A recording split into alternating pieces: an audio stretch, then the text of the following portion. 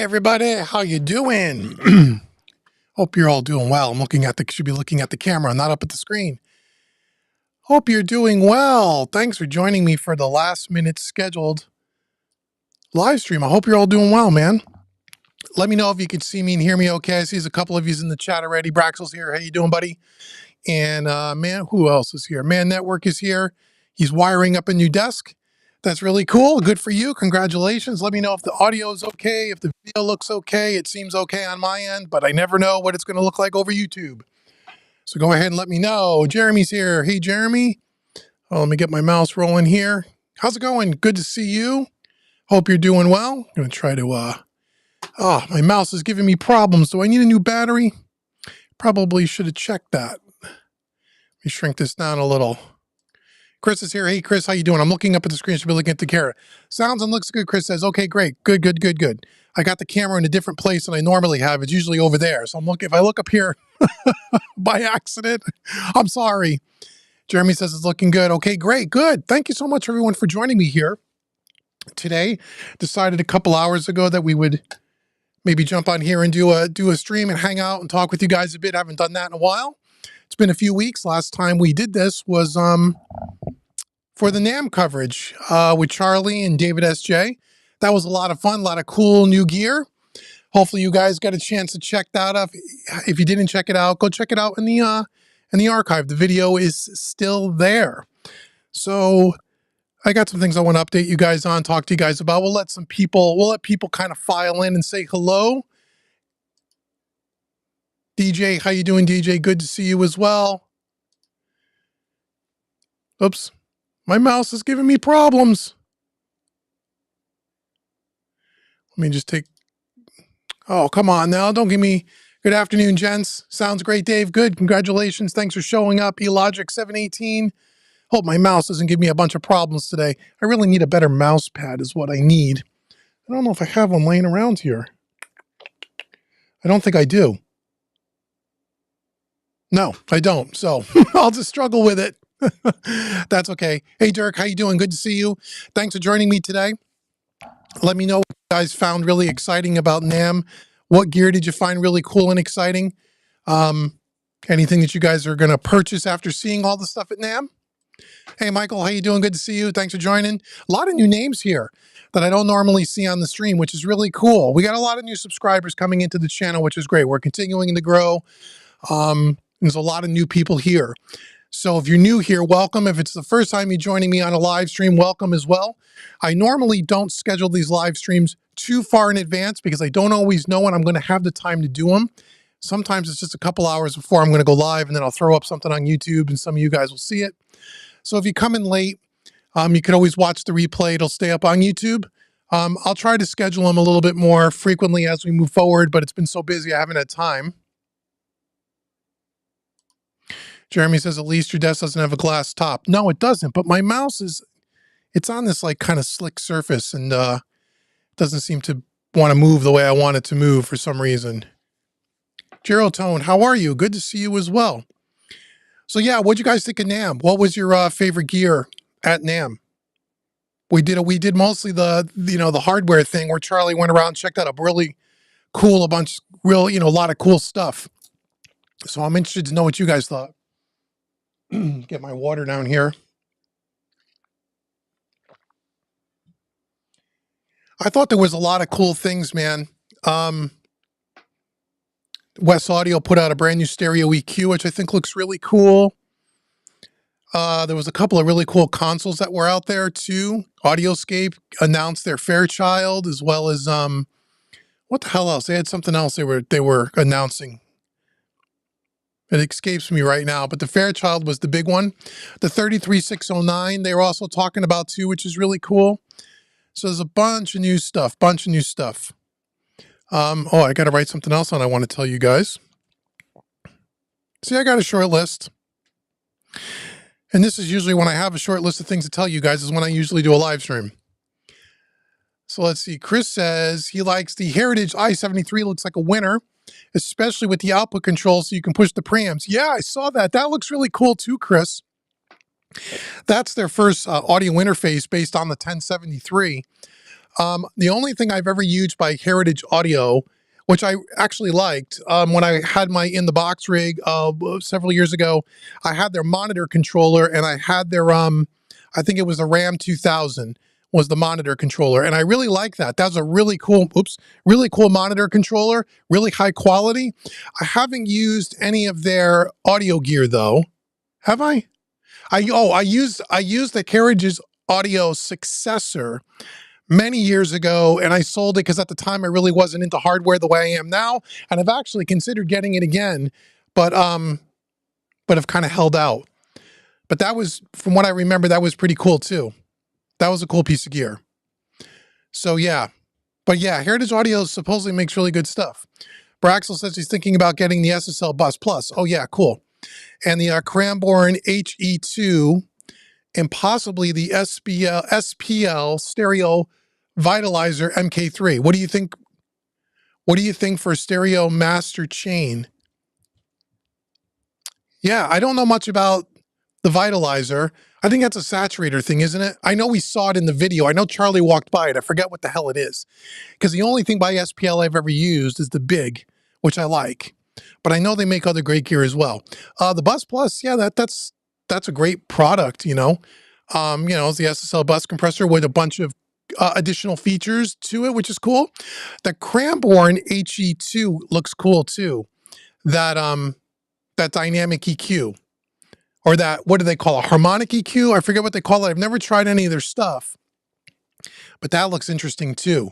That looks like a really cool piece. I think that sounds like a great master bus chain. I would think. Yeah.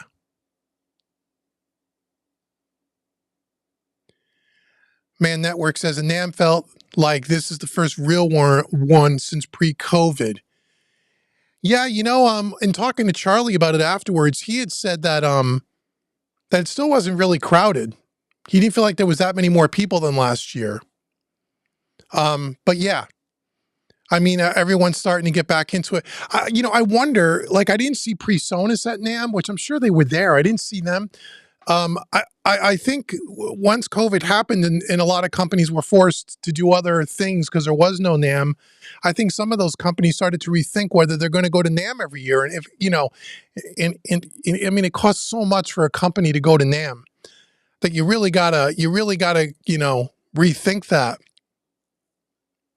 But yeah, I would agree that it's, you know, we're getting beyond COVID now. So things seem to be getting back to normal, which is great.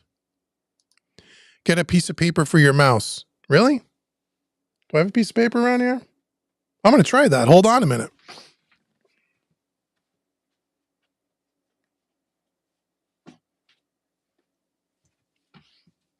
All right, we're going to try that. Maybe you're right. Yeah, it's a little better. Way to go, DJ. I knew you were worth something coming here today. Thank you, buddy. I'll let you know. Actually, it kind of works a little bit better. Not great, but better. Master Bus Chain, sorry. Oh, yep. Man Network says the i73 will be a hit. Yeah, probably will be. I'm going to grab one and compare it to my Neve stuff to see if it's compatible or if it stands on its own. Oh, yeah, let us know. That would be cool. Oh, yeah, here, anytime you put anything that resembles a 1073, I think it's going to be popular and people are going to try it. Unless it really sucks, people are going to like it, you know?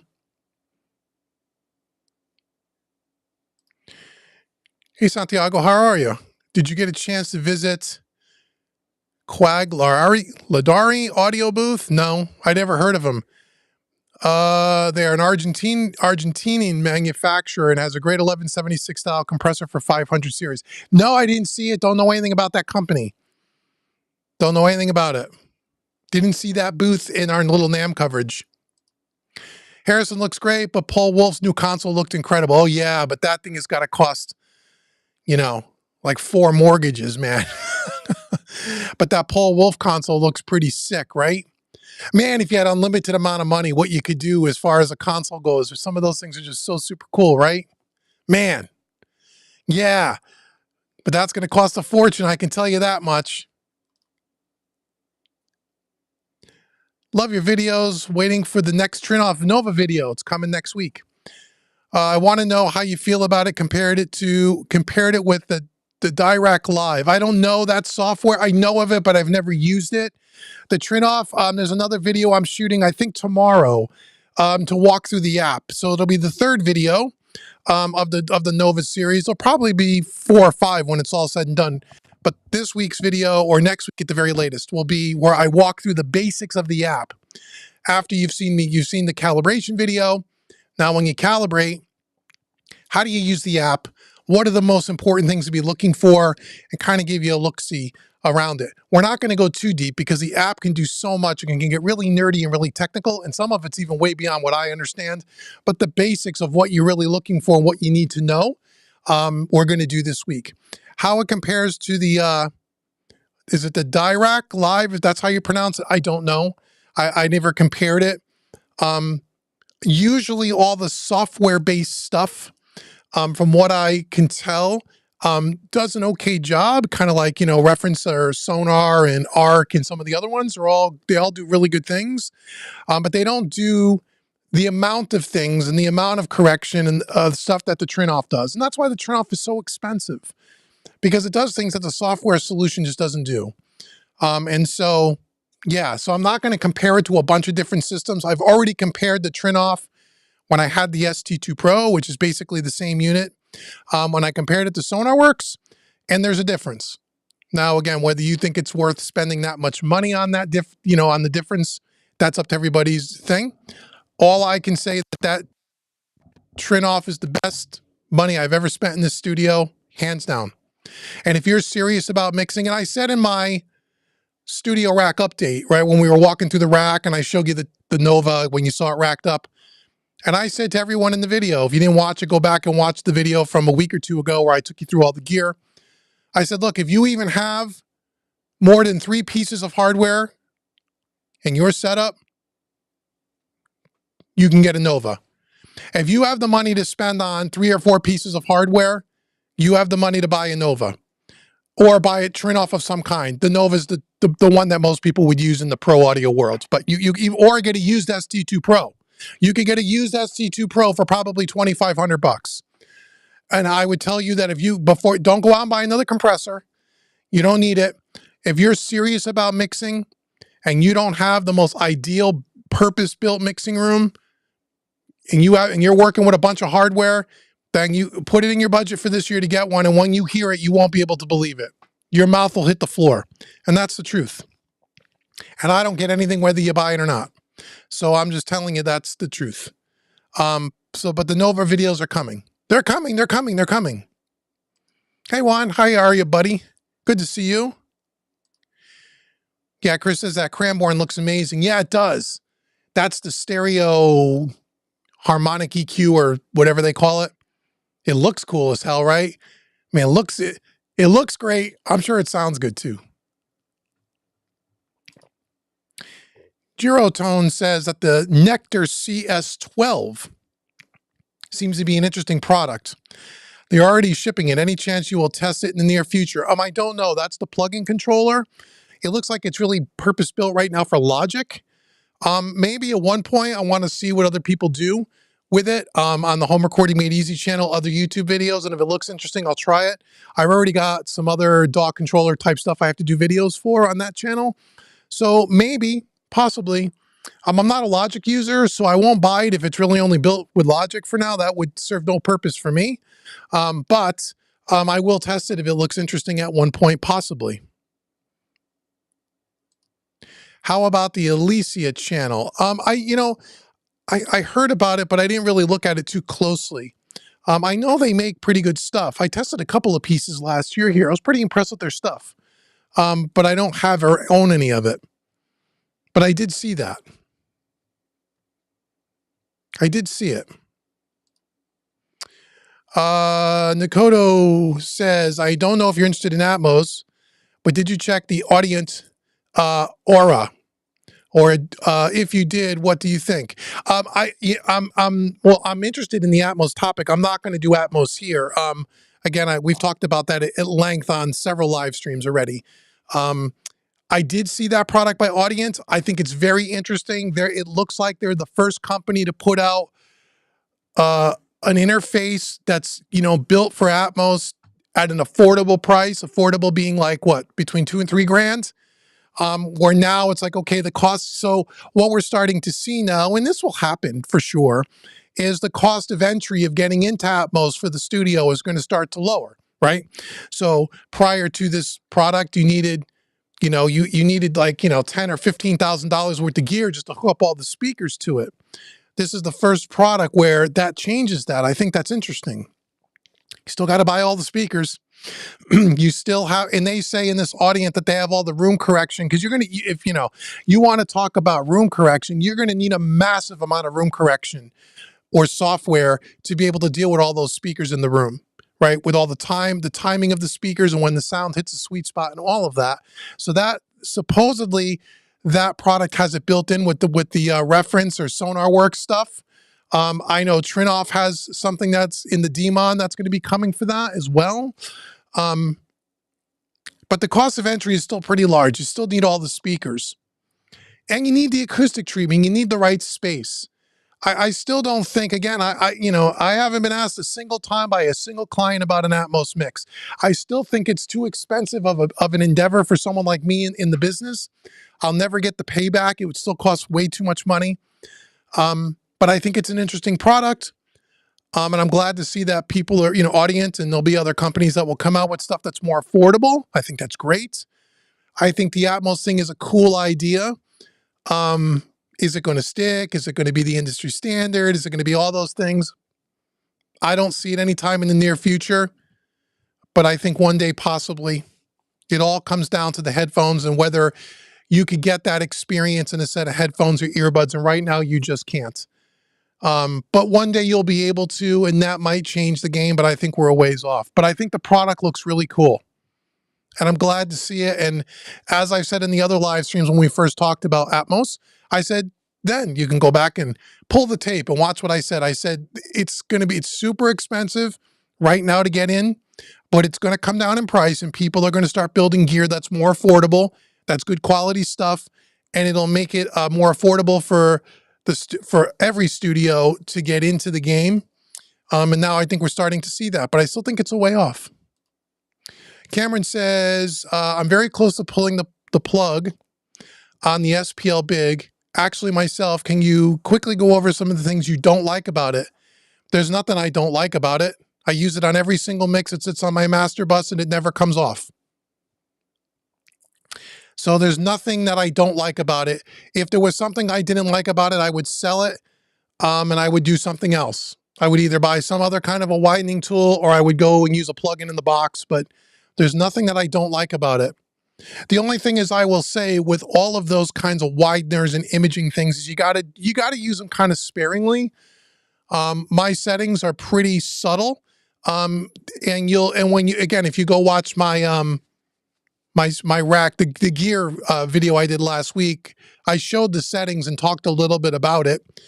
I think it's really cool. I don't ever take it off the master bus, and it definitely enhances and widens the mix. And in the bass circuit in that, the little bass toggle switch is fantastic. So if you're interested in it and wondering if it's something you're going to like, I think you will. I don't know anyone that's gotten one that's sent it back, but I only know a few people that have them. So there's nothing that I don't like about it, at least not yet. Braxel says, when he lived in Orange County, California, he used to go to NAMM in the 80s and the 90s. Oh, cool. It was super crowded. These NAMM shows now seem way less than the old days. That's because of the internet, Braxel. You're an old fart just like me. That's because of the internet. Before the internet in the 80s and 90s, you had to go to NAMM to go see any of the new gear. Or you had to wait for the latest recording magazines and stuff to come out with the ads in them.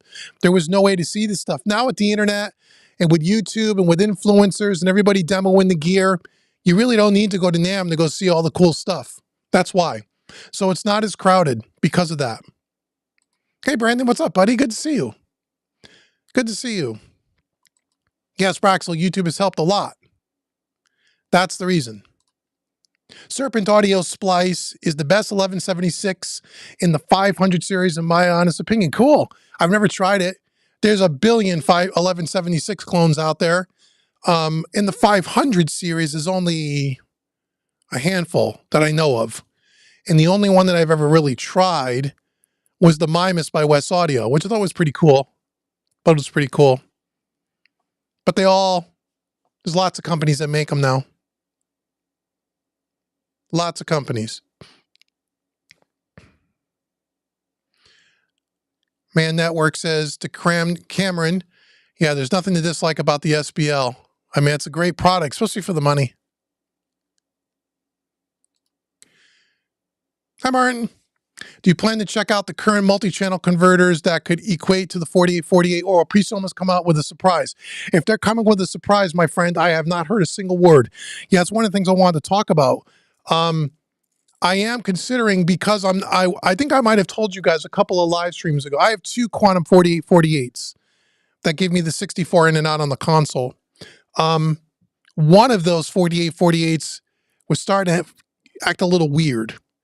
And I had to switch a couple inputs around for the print track, and now it's acting up again. And I'm starting to worry that I might have a problem with one of these things. So, yeah, I've been looking around at stuff just to say, well, what happens if I got to replace this thing? What am I going to buy? And there was only really two. Well, one of them's not even really in my budget. But to get, I would need something with 32 in, 32 out, and I need two of those to get 64 out. The only two that are even remotely close to my budget, and they're way more expensive than the Quantums, is the Lynx Aurora. But each one of those 3232 is $6,000, over 6,000, 62 or 6,300, which is, man, 4 times what the Quantum costs. 4 times. 4 times. And the other one is the one some of you guys here have talked to me about it before, is the Orion, the Antelope stuff, the Orion 32. That's about 3,200. So it's half the price of the Lynx. And that looks like one that would be interesting. It's still double the price of the Quantums, but there is nothing like the Quantums out there. There is nothing like that box for that many I/O for that price. At the time was $1,500. There is no such thing on the market. So the Orion looks interesting, but I hate the idea of having to use their software. Some of you guys here, last time we were on the live stream, said you actually own them and have used them with a Mac and the software is not a problem. I don't know if any of you are watching, but if you're watching the replay, if you're someone who has a Mac, I'm running an M2, but at least an M1, either an M1 or an M2. And if you're running one of those Antelope Orions with that software and you don't have any issues, I'd love you to contact me through the website. I'd love to hook up with you on Zoom or something and talk about it and talk about your experience, because I've heard nightmares about that software. Now, this is going back a couple of years ago, so it could all be resolved. It could be, they fixed all of that stuff and it's not a problem. But I've heard so many people tell me about how finicky that software is, how it's not reliable, at least at that time, that I've never really researched Antelope because of that. I would really prefer to not have to use a piece of software like that.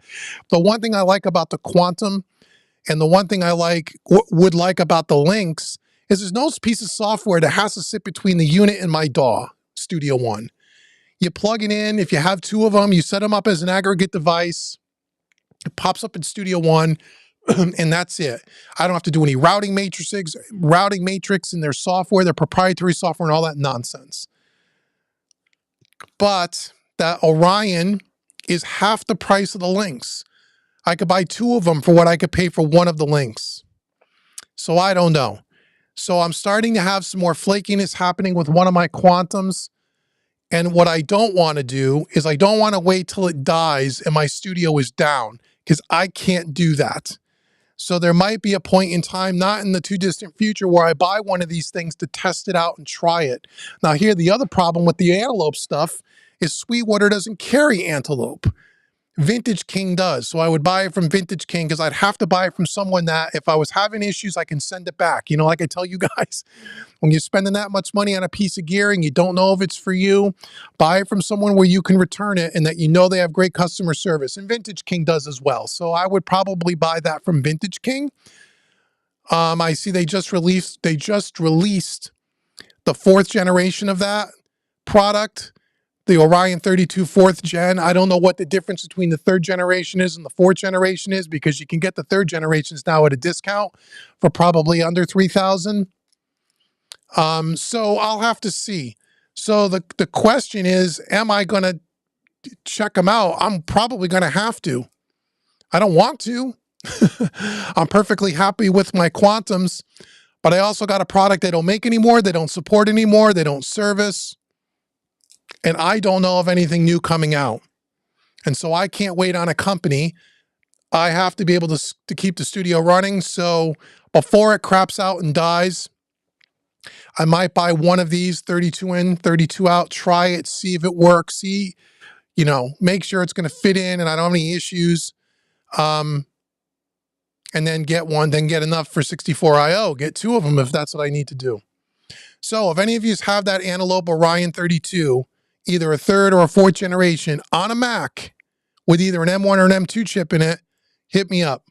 If you wouldn't mind helping me, I'd love to chat with you offline and see what your experience is. Because I got to tell you, it makes me nervous as hell. I really don't want to work with a piece of software that sits between the two. But it could be fine. So I could be, going off of old information that is no longer valid, that they got all that stuff straightened out. And then I've also heard that it's really more of an issue for Windows users and Mac users. Again, I don't know. So I gotta research. So probably, even though I don't want to, I'm probably gonna have to, which really sucks. But it is what it is. What are you gonna do, right? Juan says, I'm really wanting to add an analog flavor to my mixes. Cool, man. I must have seen videos on the Big 6 and other summing mixers. What other forms of hardware would be good, nice analog for a sum mix? Well, again, I don't know. We've talked about this before, Juan. I don't know that I would use a summing mixer. Good summing mixers are expensive. The new one by Neve I hear is amazing. I want to say it's called the Orbit. I could be wrong about the name. But Neve released one in the last couple of years, and I know 2 students of mine that own them that love them. I've never used it. I've always been the impression that for the amount of money you're going to pay for a summing mixer, you'd probably be better off just buying, a couple of really good pieces for your master bus, like a master bus compressor, EQ combo, or a master bus compressor with a set of Neve 542 tapes, or a master bus compressor with something like the Fusion. I think you could probably get for the same money or less, and I think you would get more analog mileage out of that if that was your first 2 pieces. That's what I would point someone towards as their first piece of analog gear, as opposed to a summing mixer. And I've used summing mixers in the past. I've used Dangerous Music ones. I've used Tegular Audio ones. And to me, they're very limiting to what they can do. But now again, like I said, the new Neve one, I hear great things about, but I've never tried it. I don't know that I would buy a Big 6 for that. I guess it would depend on the rig, the rest of your rig around it, Juan. I think I would steer you more towards just building up your master bus chain first. I think that's what I would tell you. But people that own that Neve summing mixer will say, awesome. They say it's awesome. So you're very, very welcome. So let me scroll down here.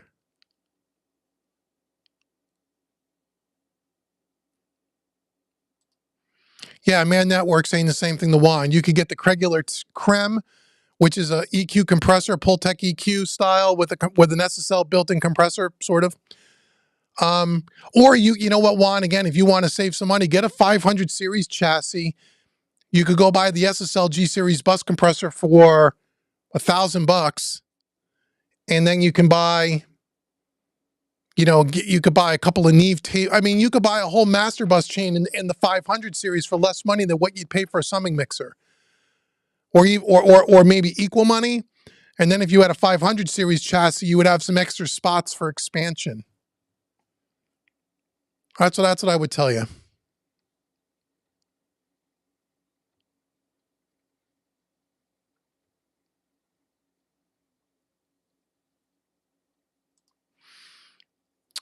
Braxel says, is it possible that this YouTube channel, Shooty School, his name is Sean, who does Tune Track stuff, has suggested that maybe Superior Drummer 4 soon. Not sure if there is a new Easy Drummer. Well, there's Easy Drummer 3. That's new. That's only like a year or so old. So that ain't going to be replaced anytime soon. The next one on the docket is probably Superior Drummer. Superior Drummer 4, Superior Drummer 3 is considerably older than Easy Drummer 3. Superior Drummer 4 will probably come out sooner than later, I would think. I don't know. Yeah, Sean at Shooty School would probably know. He's like the Tune Tracks guru, and he's really good at what he does. I like him a lot. He's a good YouTuber. Man says he only gets asked for Atmos on corporate gigs for games and trailers. Yeah, that makes sense. If you're doing video game soundtracks, that makes total sense. I mean, movies, video games, Dolby and the Atmos and the immersive has been around forever. And so that makes total sense to me. If you're working in that kind of clientele, network, then yeah, then you're in the Dolby game. And I get it. If I was working in that field, I would love to, man, I would love to get in that genre. If I could get in, because you could do really well and make good money there, and there's a lot of work.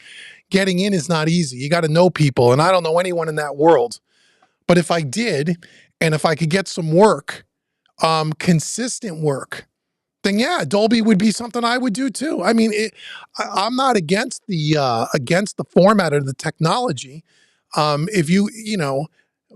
I don't work with clients that require it, and my business doesn't need that requirement yet. But if it did, you'd see a bunch of videos here on setting up this room as an Atmos room. But there would have to be, ROI, return on investment over a year or two.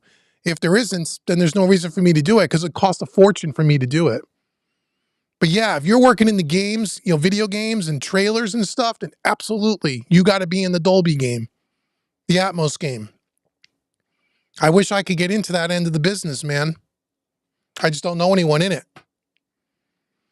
Let's see. Hey, Dave, you see how RME added the room EQ to the RME effects 2 in its line? I have not seen that. Now you can set up Atmos in the actual hardware. Oh, cool. Yeah, and there's someone else that did that too. There's another piece. I forget who the hell did it.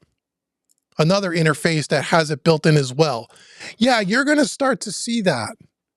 You're going to start to see it. They're going to make it easier from the hardware perspective to go from stereo to Atmos. And again, I keep saying, I think that's cool if you're working all in the box. It's different when you're working on a console, unless you have a console that has the provisions for Atmos in it, like the new Genesis Black Series has it all built in. Killer looking desk. Probably 140 to 50 grand for that desk, maybe even more. But killer. So in an analog console like I work, that just adds another layer, another layer of complexity to the whole Atmos discussion.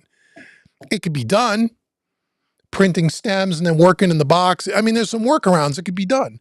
But the hardware stuff, these companies are going to start making it more as a feature built into their interfaces, and like the who were we talking about earlier, Audience, where you can plug all 12 speakers or however many speakers right into one unit, and you can monitor control it all from a control unit. I think that's cool. And who knows, maybe one day I'll experiment with it, but I don't see it anytime soon. I just don't. Not for me. Again, not for me, because I don't have a business requirement for it. But if I did, I would be looking more into it. I think it's cool that these hardware companies are starting to embrace it more and putting those features in it. So if you buy a good quality interface like RME or whoever, and even if you're not using Atmos now, but it's scalable and you can build onto it, I think that's really cool. The SPL stereo vitalizer has a stereo expander on it. Oh, cool. Can this replace the SPL Big? I don't know, because I don't know that product very well. Possibly. Does it do? Does it do what the SPL Big does and more? If it does, I mean, it's made by the same company, so maybe it does. I don't know. I'd have to look into it. But maybe. Chris says, too bad Atmos didn't come out when people would spend more time listening to albums. That's one of the things I always say, Chris. Music would be in the background thing right now. That's right. I remember buying records and sitting aside to listen to music. Yeah, well, there's two problems with Atmos. There's a lot of new people here, so I'll say this again because I say this every live stream, but I know people that are only hearing me for the first time have never heard me say this. There's two big problems with Atmos. Forget the cost and the speakers and from the studio side, right? Because that's a business investment. But here's where I think the two big problems are from the consumer side. One, and the biggest one, 99% of people today listen to music on headphones and earbuds and phones, okay? There is not a contraption, a set of headphones or a set of earbuds that can give you that same sensation as what a Dolby mix sounds like in a Dolby room with all the speakers around you. Spatial audio is not the same. The Apple Music thing is not the same. And if you've ever sat in a real Dolby room and then listened to that, you would know that it's not the same. It's not that it's not cool. It's not the same. Doing a mix in headphones on a binaural mix is not the same as mixing in Dolby with all the speakers. It's a different thing. It's in the same neighborhood, maybe, but it's not the same. So until the consumer can experience a Dolby mix on headphones or on earbuds or get it really, really close, I think that's problem number one. Problem number two, Chris just mentioned this, and I think you're right, is that even if you could put a Dolby setup in your house affordably, which you can today, and now companies are even making speakers that are wireless, so you don't have to have speakers all over the place and all of that stuff. Even if you could put it in your living room or in your listening room or whatever, the majority of people today that listen to music aren't going to sit in the sweet spot in that perfect room for 45 or 50 minutes to listen to an album. People like us watching this live stream would, because we're all music geeks. But the general music listening public does not. Everything is mobile. It's on the go. So most people that listen to music will never get a chance to listen to a Dolby mix the way it was intended, in my opinion. So because of those two things, I don't think Dolby is going to take over the stereo mix. It's not, for those two things. The first one being the headphone earbud thing. Now, if that ever changes, if Apple comes up with some other crazy product beyond the Apple Vision Pro where it really does sound like there's stuff behind you and all that other stuff, then maybe. And I'm sure it will happen one day. I just don't see it in the near future. I could be wrong. I just don't see it in the near future. People don't sit down and listen to music like what we did, like Chris says, with albums, and you look at the artwork and look at the liner notes and get up and turn the album. It was an experience. It was a whole process to sit down, take some time and listen to your music. People don't do that today.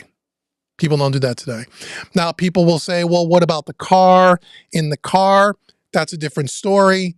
Again, I still think we're at the beginning of that, but that's another place where you can possibly get that same experience in the car.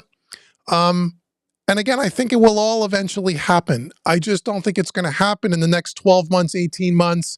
I mean, last year's NAMM, 2023, you would have thought with all the hype around Dolby and Atmos and all the YouTube influencers and all the speaker manufacturers that were sending all the big YouTube channels free gear to push the Atmos, you would have thought Atmos was happening today. Stereo was going away, right? Fast forward a year, and I even asked Charlie at the NAMM show, what was the hype around Atmos this year? Was it like last year? He goes, not even close. Some, but not like it was the year before. Does that mean it's going away? No. Do I think it eventually will be more in the mainstream? Yes. Do I think it will take over the stereo mix and guys like you and me, stereo mix will be no longer needed? No. I don't think so. Not in the near future. Maybe one day. I think it's cool. Like I said, I mean, I hope it continues to get more affordable. I'd love to do it and play with it. It sounds super cool, but I don't think it's there for the general music listening, the general public that listens to music. I just don't think it makes sense. You know, in the movie theaters, video games, gamers, that makes sense. People that listen to their earbuds, listening to Spotify or Apple Music, I don't think so. I know there's people that would say I'm absolutely out of my mind. I don't know what I'm talking about. I don't get it. And maybe you're right. And maybe one day we'll be talking about all this stuff in a different way. But right now, I don't see it. I didn't see it last year at NAMM. I still don't see it this year. Is it coming? It's coming. When? I don't know. I don't know.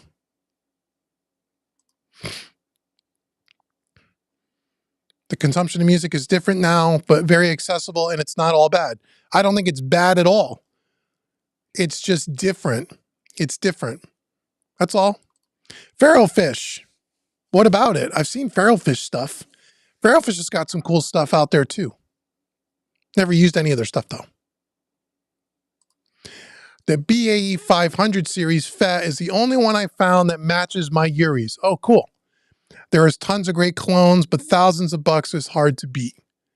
But at $1,000, it's hard to beat. Oh, the BAE 500 FET. Yeah. Yeah. I don't have a real Uri 1176, so I can't tell you. You would know better than me.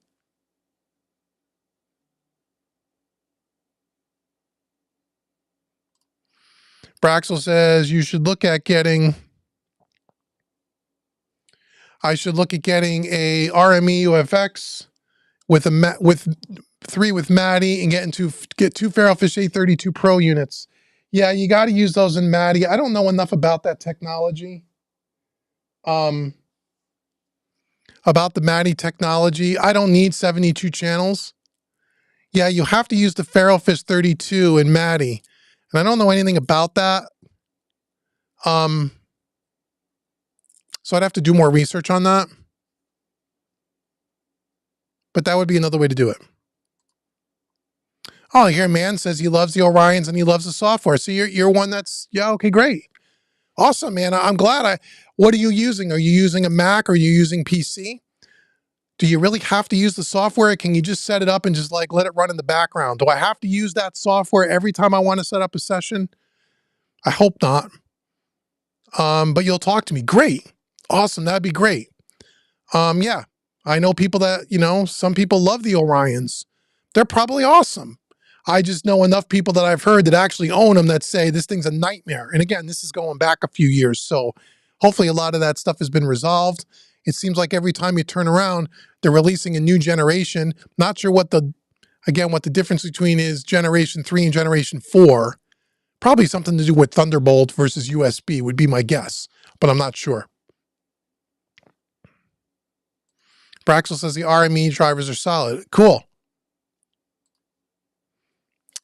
Chris says, hey, Chris, how are you, buddy? Software is solid on the Orion on an M2. You're using it right now with a console. It's fantastic. Okay, you're another guy I got to talk to. So on that software, I know you probably have to set it up the first time and do something routing for your system, but do you need to use that software every time you're going to set up a session on a console? I would think not, right? Because that just seems like another level of nonsense, but I hope that's not the case. And you say it's solid. It's great. That's 2 people that says it. I hope you're right, and I hope it's easy, and I hope I'm worrying over nothing, because the only other real option I have is the Lynx Aurora, and that's $6,000 for one of those units. I could buy 2 Orions for that. I don't want to spend any money at all. I like my Quantums. You guys know that. But if one of them's starting to flake out on me, and they are old, and they weren't new when I bought them, they were secondhand. So I don't know. But I'm glad at least 2 of you's got those Antelopes and say they're good.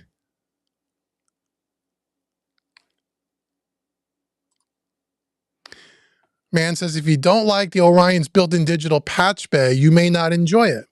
I love the digital patch bay. It's a super powerful thing. Okay, now what's What's the deal with that? Is that like the Flock Audio kind of a thing? Where it gets rid of my patch bay? You can't be serious. I would like that maybe. People have asked me about that Flock Audio.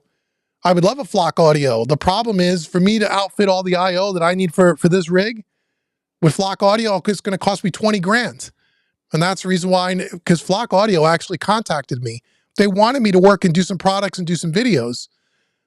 But I was like, well, I'm never going to buy one because I would need to buy 2 of their top end units to have all the I/O, to give me all the I/O that I use here. And they're like 10,000 a unit. And I'm like, well, I'm not doing that. I'll stick with the old patch bay, 10,000 a unit. I can't do that. So are you talking about the digital patch bay is kind of like the Flock Audio kind of thing, or am I completely wrong about that? Again, I don't know anything about it. That's why I got to get on the horn with one of you guys at one point, or maybe both of you, and talk me through it and make me understand how this shit works. Because here's the thing, and I'm sure it works like this for you guys because you guys have it, you know how to use it. I want to set it up. I want to be able to come in and just set things up and go. I don't want to have to monkey with another piece of software every time I want to set up a new session. Or I want it to be super simple. And as you guys said, rock solid. If it's crashing all the time and all kinds of problems, I want nothing to do with it because it's another layer of complexity. But if it really works well, I can be convinced. I could be convinced. Chris says you don't need to use the software if you're using a console. All right. Just set it up one time at the beginning. You're good to go. Okay. So I got to think, man, network, you don't have a console, right? You're using hardware. I know that. But you may not have a full desk like Chris does. So maybe your use case is a little different. So Chris is saying, I only got to set it up once and I don't even need to look at it again. Okay. I feel a little bit better. Starting to feel better. Studio 22 says, hi, Studio 22 Mix. I would like to buy a good equalizer. Okay, for what? A stereo equalizer for your master bus? A mono equalizer for a vocal channel? What are you looking for? Because I could give you a lot of recommendations. Be a little more specific. Juan says the 500 series option seems like a much more obtainable scenario. Yeah, and it's more flexible. More flexible. And I think you would get more, you would get more mileage out of something like that. And it's more expandable. A summing mixer is a summing mixer is a summing mixer, meaning that, it does one thing. Whereas a 500 series rack with gear can achieve the same kind of thing. I know it's different, but you know what I mean? Getting that analog vibe on your tracks, but then also you have more flexibility and you can expand it a little easier.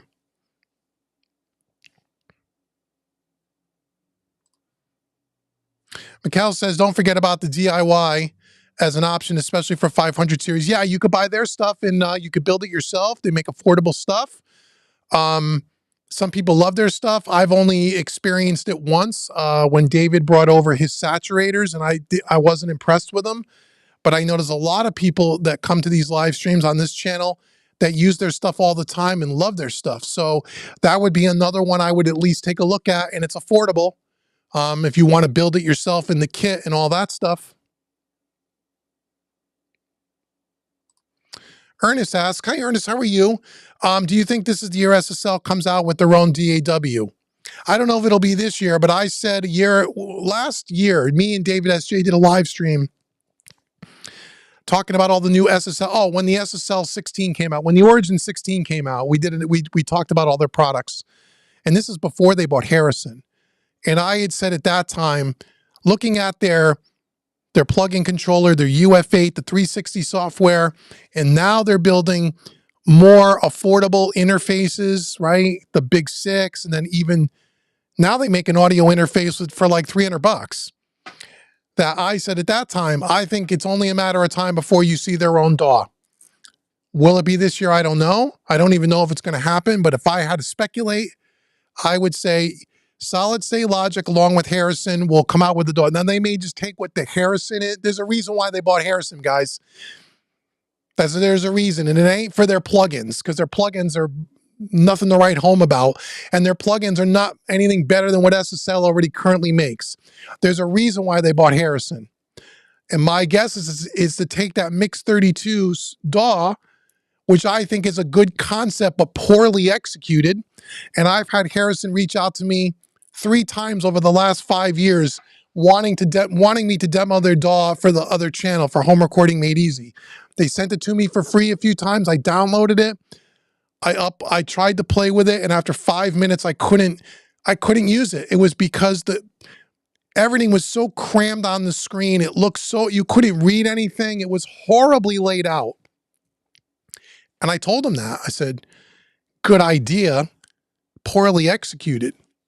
And they said back to me, well, if you want to have the analog kind of console thing, you got to sacrifice something, and that's what it is. And I said, you know, with all due respect, that's baloney. Look at Universal Audio Luna. Same concept. Way better executed than Harrison Mixbus. Look at the SSL 360 software.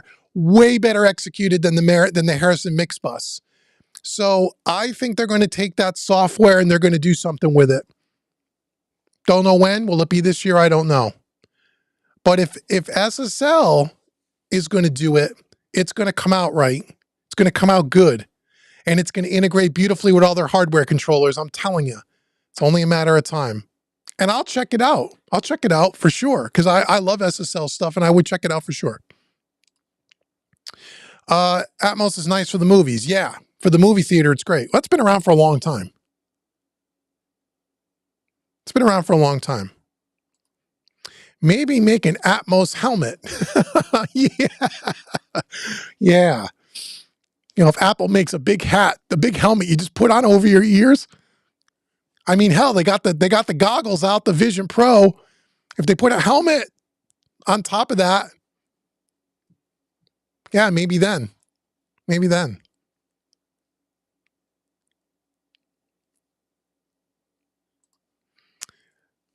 Kyle Smith says, hi, Kyle. Aren't they equipping cars with Dolby Atmos, though? I think in the newer cars they are. But I still say this. Again, some of my questions around that, which I'm sure they got all figured out. Again, I am not an expert in any of this stuff, so take everything I say with a grain of salt. I'm just not one of the YouTubers online that is pumping the stuff because I'm an influencer and I'm being sponsored by a bunch of speaker companies to tell you how great Atmos is. Which a lot of our YouTubers, a lot of my colleagues in the YouTube space are doing just that. So I'm looking at it from more of a practical, where if I had to go out and invest my own money. But anyway, here's the thing with the cars that I have questions about. One, how is the system going to be tuned? To the driver? That would make the most sense. Great. What happens if you're sitting in the back seat? How does it sound to that passenger or the person sitting next to you in the passenger seat? All right, because usually in a Dolby experience, you're sitting in a sweet spot. And maybe that sweet spot is large, so maybe that covers the 2 front seats, and I guess that would maybe be enough. But I wonder about the rest of the passengers. I don't know. But to me, that would be the car would be much more likely, because of the ability to have the speakers around you and not just earbuds or headphones. But, and I'm sure, and again, a lot of these new cars are coming out with that stuff. I think so. Yeah, I think that if they got all that kind of dialed out and figured out and all that stuff, that could be killer. Yeah, it could be. And could that change the game? Certainly.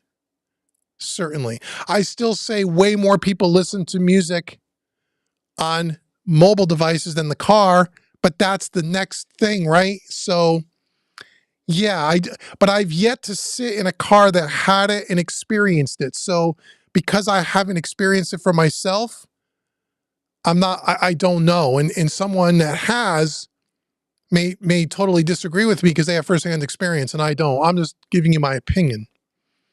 But the car seems like it would make the most sense. At least to me it does. I don't know.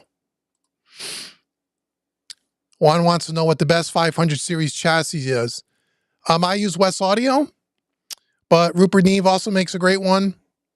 The thing about chassis is they make them all from really inexpensive, few $100s, all the way up to about $1,200. And I've been told, again, it's only what I've been told, is be careful when you buy a more affordable chassis, because then it becomes very dependent on the modules that you put in there, whether you're going to have noise issues and some stuff problems. Things with internal power supplies and things can get noisy. Depending on the modules you put in there will draw more or less power. So I've always been told, if you buy a, $1,000 10-space chassis from a good quality company, you're not going to have any of those problems. I have 3 of the West Audio ones. They're dead quiet. No matter what modules I throw in there, they work perfectly. But they also make 10-space chassis for $400. What's the difference? The power supplies, the rails, those kinds of things. And I think that does matter depending on the modules that you stick in them. So if you're asking me what's the best one, I would only tell you the West Audio ones, because those are the ones that I use. But there's probably some guys here that'll give you some different brands because they use different ones and they get good experience. Everyone who has come to my specially built Atmos room thinks it's awesome for a strong 30 seconds. Then they're back to watching videos on their phones of people falling down. I know, does it make you mad? Especially because you got a whole setup. You went out and spent all the money. You probably were hoping that they were going to enjoy it a little bit more than 30 seconds, right? But again, you're working with video. It sounds like video game companies, TV, movie trailers, and those kinds of things. So you're working with a clientele where your deliverable, at least one of them, right, is Atmos. And so there, you have to invest in that because that's part of how you make your living. I totally get it. And like I said, if I was in that world, I'd be doing the same thing. Same thing. Kyle says, what CRMs do you use? CRM? Why don't I know what that means? I probably do and it just escapes me. CRMs? Tell me what that means quickly. I know I'm going to go, oh yeah. And then I'll tell you which ones I use. Control room monitors? Is that what that means? If so, I use the Focal Trios. Trio 6s. What are your thoughts on summing mixers? I'm looking at a NAMM 5059. I just got through, hey, Rising Phoenix, I just got through talking about it 10 minutes ago. I'm not a big fan of summing mixers. I don't know anything about the NAMM. I don't know if that's the new one, the NAMM, that new one. I thought it was the Orbit. I forget. Maybe it's the 5059 Orbit. But I know a couple of students that have the new NAMM summing mixers and love them. But to me, the summing mixers are a little bit more limiting. I would recommend buying analog equipment for my master bus and such before I would buy a summer. But I don't know anything about that specific piece. But I'm sure if it's made, if it's a NAMM, it's going to be great. It's going to be great.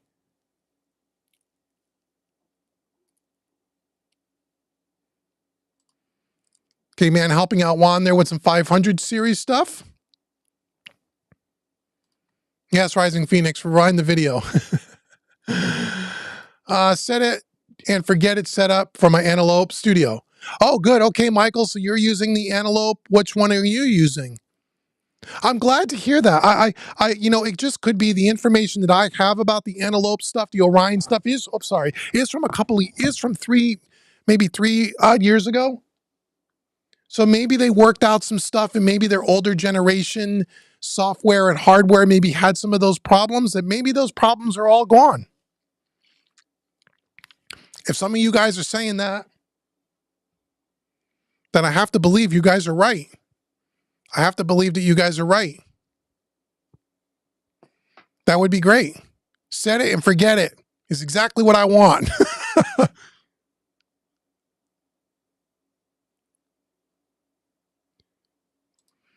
Okay, so now this is what interests me. So Man Network is saying the digital patch bay is very similar to the Flock Audio. You can route every input and output anywhere, and you could create some crazy great chains.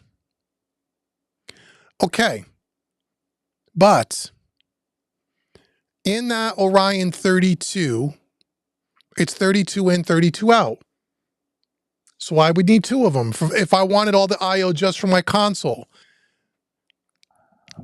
And then are you saying in order to, I'd actually would need more than that, right? If I wanted to hook up all my gear. Am I thinking about that right? See, I got to talk to you. I got to talk to you and to Chris about this stuff privately online, online, where we can face to face and we can chat it out. You could take me on a tour with a webcam or something and show me your setup. Because that would be that would be another reason to consider it. If you could eliminate the patch bays and do everything inside that, and it was rock solid, and it worked like the Flock Audio, and you can set up chains and you can just A/B stuff like Flock Audio. I mean, again, now it sounds more practical because it's not just an interface anymore, which is 32 IO like my Quantums. It goes way beyond that. And you go, okay. Yeah, you say, okay, what am I paying for? If you're getting those kinds of features, it's something to look at. So I got to talk to you guys. Braxel says I should look at the Army and Ferrofish because there's no BS software. Right, but that's all done over Maddie, right? And I don't have any experience with that. I don't know anything about that. It's another thing I'd have to research and learn. I don't understand the whole Maddie thing, or the whole what's the thing that Nova has? Not Maddie. What's the other? It just escaped me. But isn't that like doing audio over Ethernet and that kind of stuff? Again, sounds cool. I know that good suggestion because I know the Ferrofish has a 32 IO for about that $2 or $3 grand mark, if I remember right. But it's all done with Maddie. So I got to look. I got to look and see. I got to look and see what would be the most seamless. Unplugging my D subs from my Quantums and plugging in these new units, plug and play. I don't have to go replace all my cabling. I don't have to redo the whole infrastructure of my studio. And maybe that's one solution. I just don't know enough about it. I have to research it. And part of that is talking to you guys who actually use it every single day and have experience with it and know what works and what doesn't work with it. That's what I want to, just like you guys come here and ask me, my advice for things that I use, and I only try to comment on things that I actually put my hands on. That's the same thing. I want to talk to people that actually use this stuff every single day in a similar workflow that what I have. What are the strengths and what are the weaknesses, and what is the most easy to integrate into my current rig without having to, go through a whole different, it's kind of a setup. But I would look into that, Braxel, because I just don't know anything about it. AP Productions, how you doing? Man says that he just retired his console and you used it with that. Okay, you can set it up and forget the Orion if you want. Okay, so you're saying the same thing as Chris is saying as well. So that's great. So yeah, so if you and or Chris, at least from the Orion side, at one point would be willing to jump online and talk with me, I would really appreciate that. I know you guys are busy, you guys are all working like me. If you guys would have some time at one point, I would love to talk to you. I would love to talk to you. Yeah. So there's a couple more things I want to tell you guys about, and then I'll keep answering questions if you'd like. I don't know how many people are here. How many people are here? Oh my God, 40, 45? Wow. You guys are awesome. Okay, so a couple of things coming up on the channel YouTube video-wise, because you guys in the comments asked me about videos. Let's see. So this week you're either going to see 1 or 2 videos. You're either going to see the last part of the studio rebuild, part 6, or you're going to see the Trinoff app video. I don't know. It goes live Tuesday, so it all depends on whether or not I get time tomorrow to shoot the Trinoff video. If it's not tomorrow, it'll be for next week. So those 2 videos are coming. Beyond that, the other video, there's another 2 video series that's already been done that comes 2 or 3 weeks from now, where David SJ came up here and he did a mix on the console. And we were doing like what would be a live mixing test, but it wasn't live. We recorded it. We were doing a dry run. 2 videos. 1 video is just behind the scenes showing you how we set up a session like that, how we set up for the stream, both the audio and the video, Most of that's done with my action cam. So it's kind of a behind the scenes video. If you want to see the whole behind the scenes on how we would set something up like that, that's one of those videos.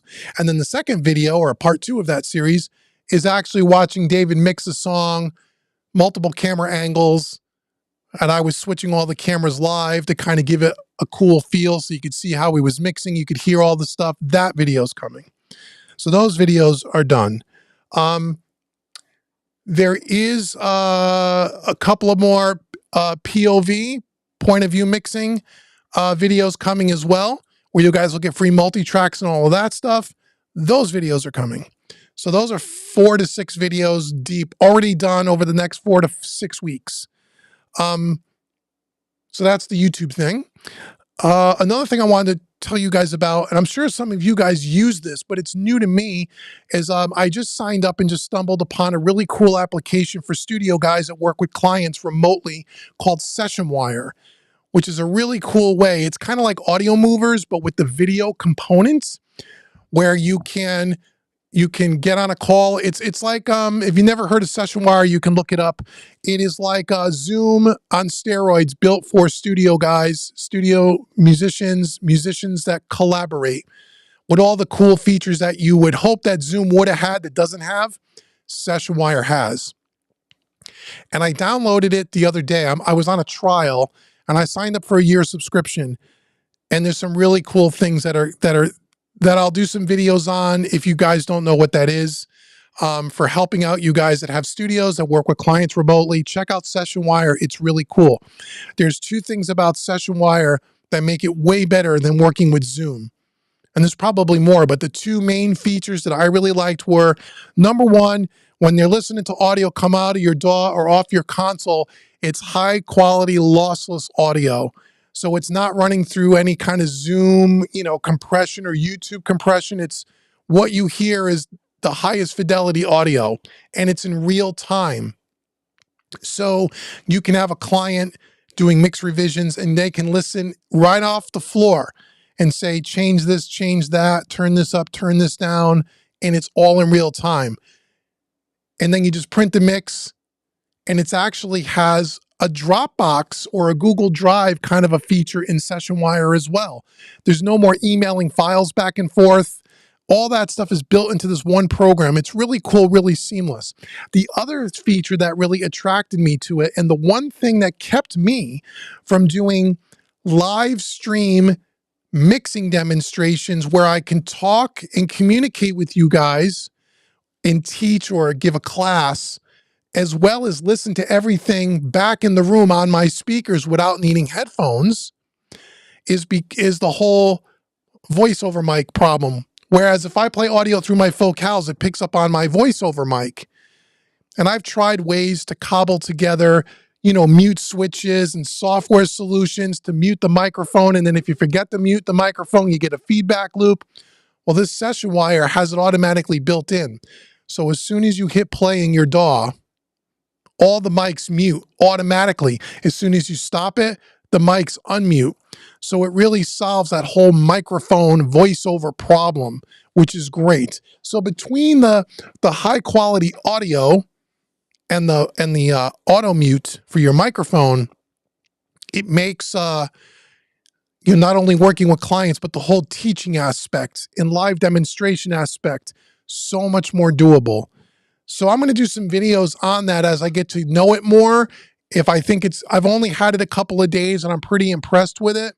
So if I decide to keep it and use it, I'll turn you guys onto it if you don't know what it is.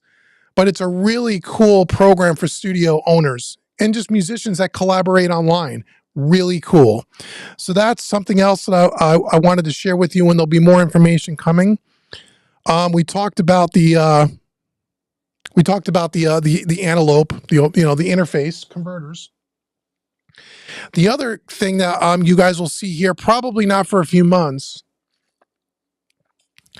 but I had a company reach out to me a couple of weeks ago, and we've had a couple of meetings, and I know you guys know who they are. Stam Audio actually reached out to me, and they wanted to send me a couple of pieces of gear to check out.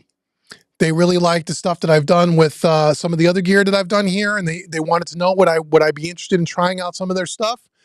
I know they have a great reputation. I've never used any of their stuff. Maybe some of you guys have, but we're going to get some Stam audio pieces in here soon. Well, soon, I don't know soon, probably in the next month or two.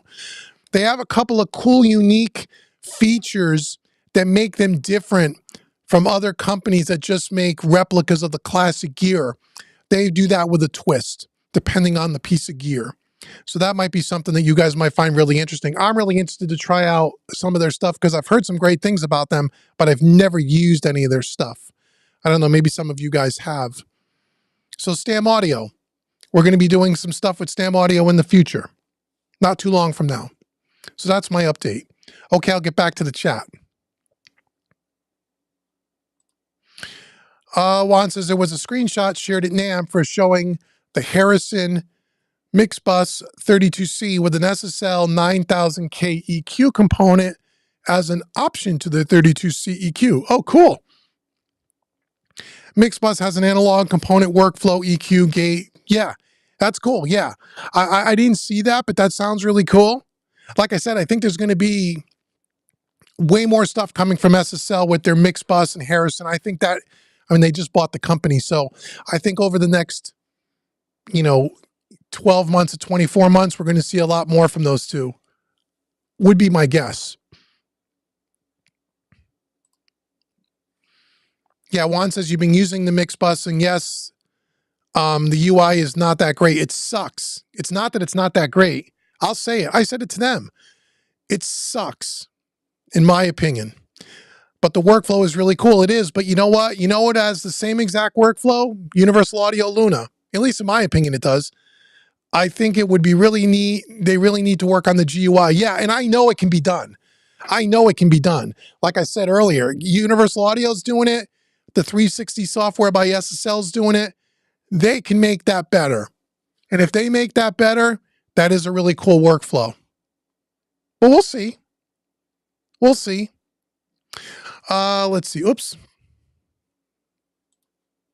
Beside the Trinoff Nova, I'm also considering investing in the Focal Trio 6 STs. I just got them a couple of months ago. I remember you mentioned they are great speakers. They're the best speakers I've ever listened to. But I've been using Focals for years. This is my third set of Focals. So I am biased when it comes to Focal. I will say that. Prior to that, what the hell was I using? Geez, I don't even remember. It's been so many years. I've been using Focals a long time. When I picked up my Trios, the ST6s, in the room, there was a pair of ATCs I listened to, and those are spectacular. I will say, those ATCs were something else, man. But they were like 20 grand for the pair. I mean, they were crazy money, way beyond what I could afford to spend. I mean, these are the most expensive monitors I ever spent, and these were $7,000. But from what I'm told from people that have used Barefoots, ATCs, these Focals, and people, monitors at that level, which I don't have a lot of experience with, I'm only telling you what people have told me. They say for the money, the Focal Trio ST6, they say sounds like a way more expensive monitor than it really is. That's what they said to me from people who have experience who use all these other high-end monitors. But I will say those ATCs were awesome. So you're right.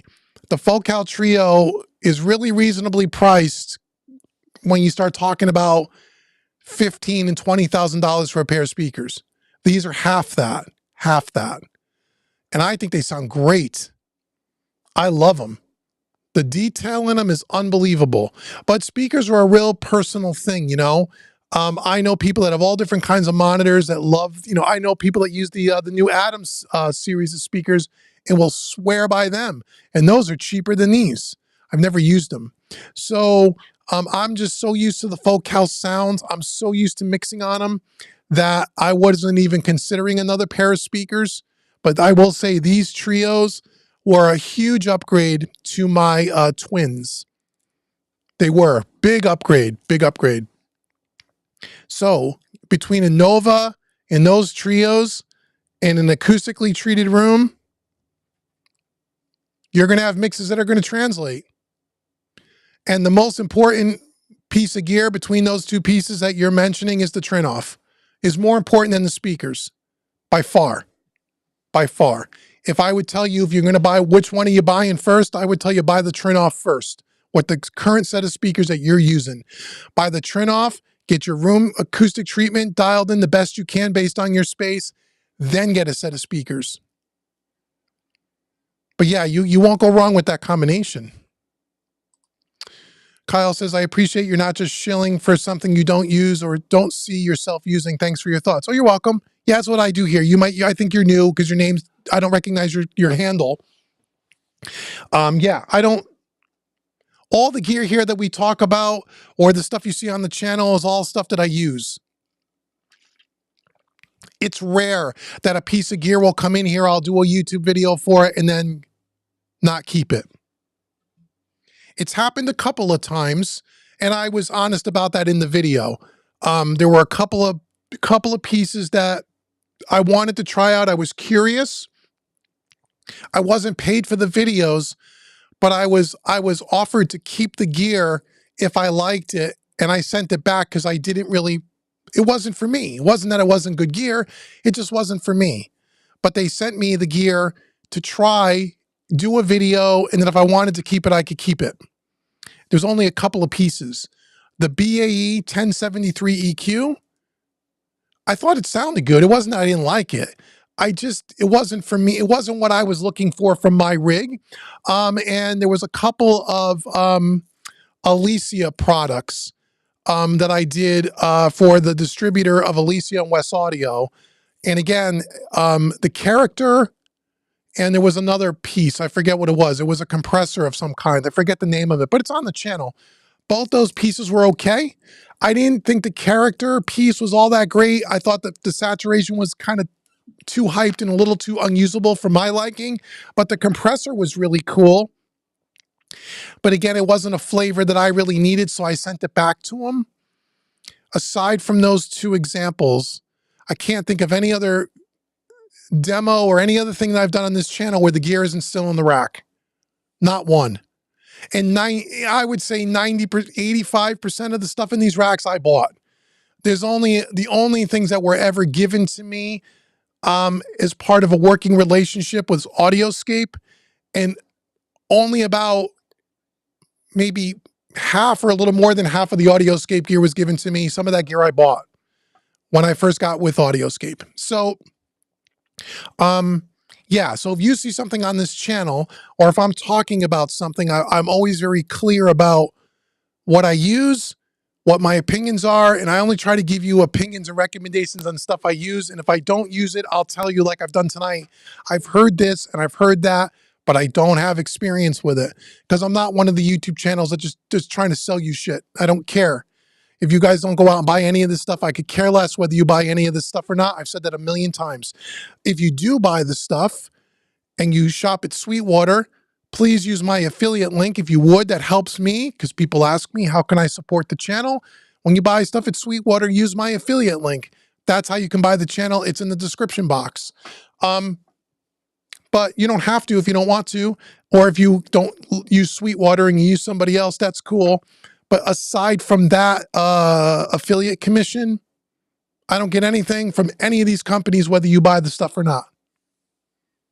So if you're looking for an honest opinion about something that's not here trying to sell you something, you'll get it here.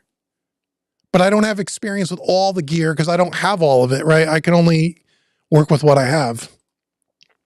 SSL is doing great, nice gear. They bring out, like the new Pure Drive preamps are really nice too. The new Buzz Plus is amazing. Yeah, the Buzz Plus is cool. The Pure Drive is actually the preamps out of my console, the Origin.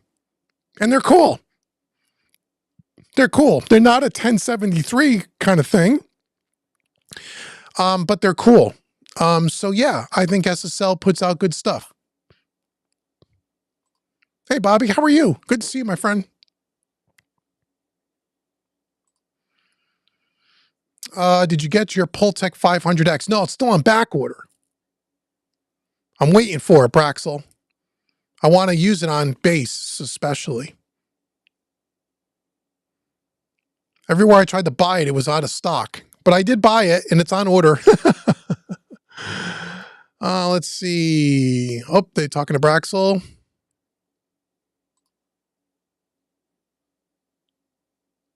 Oh, CRM, customer relationship manager, like Salesforce, HubSpot, Honeybrook.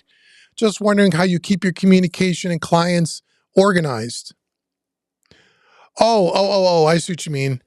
I don't have a customer. Oh, I see what you're saying. Do I use one of those kind of services? I don't.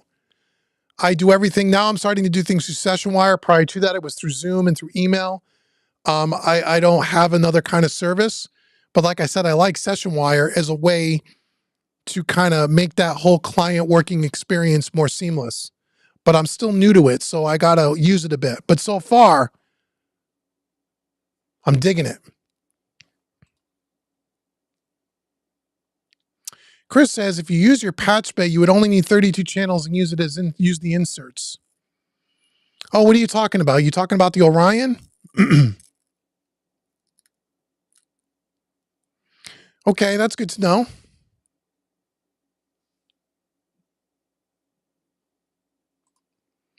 I hear you, Braxel. I'm gonna investigate it and learn about it because I just don't know anything about it. I'm sure it's super simple. I'll check it out. Thanks, Chris. Yeah, I would love to chat with you about the Orion. I don't know when I'm ready to get one. I don't, I'm trying to not buy one, to be honest, because I like my Quantums. I like them. We've done the whole converter thing. You guys, you know my rap on that. Even if you don't agree with me, I don't think the converter really makes hardly any difference at all. All these companies today, the converters are fine. But I am having a wonky Quantum, and before it craps out on me, I may have to do an upgrade. And the thing about it is, although it's probably simple and I'm probably making a big deal out of nothing, but I don't want to wait till the studio's down and then rushing to find a solution. I would like to try a solution, experiment with it, have some time to return it if it doesn't work for me, make sure I understand the solution before I integrate it. So I might be doing something sooner than later. So I'd love to talk to you, and I appreciate the help. That would be really great of you. Durotone says, how do you like the GainLab Empress? Love it. How does it sound on your mastering sessions? I don't do mastering sessions. I'm a mixing engineer, and it's on my mixing master bus, and it sounds great. Is the sound clean and usable for general sources or only for specific cases? It could be clean and transparent. It could be colored and gnarly, and that's why I like it. Because it's got a lot of flexibility in it. There's a tube saturation circuit that you can take in and out. You don't have to use it. Again, I did a whole video on it on the channel too. You can check that out. I think it sounds great. I love it on the master bus. And yeah, if you want it to be subtle and clean, it can be. If you want it to be, really pushed and colored, it can be. And that's why I like it. And for the money, again, that's an EQ that was only a couple of $1,000. For that kind of money, that's a wonderful stereo EQ, I think.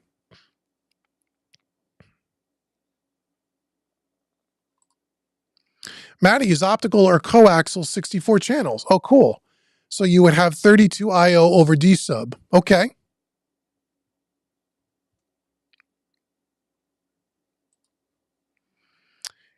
I've heard that dealing with the Antelope software is a pain, so I avoided it at the time and went with RME. Yeah, I've heard it too, but now again, we got some guys that are saying it's not a problem. And so you would hope it wouldn't be a problem. I mean, I got to imagine that they've resolved a lot of those issues. I don't know. But I've heard the same thing, and that's why I said, but what I've heard is a couple of year old information. And I've never experienced it myself. So again, just like I'm not, I don't want to say anything too bad about a product when I've never experienced it. I'm only telling people what I've heard from people that actually owned it from a few years ago. But hopefully things have changed, right? You would hope a company like Antelope would have resolved those issues. Dirk says he's got the Orion 3rd gen and it sounds great. Connected to an HD, SPE, MADI, effects, from Waves, everything works between the DNR Orion. Okay, you have a Gen 3, and I know they just came out with Gen 4. Not sure what the differences are, but that's cool.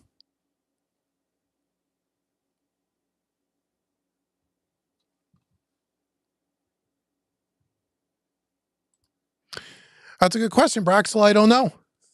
I have no idea. JWorm61, how are you, JWorm? SessionWire is a very cool collaboration tool. Yeah, do you use it?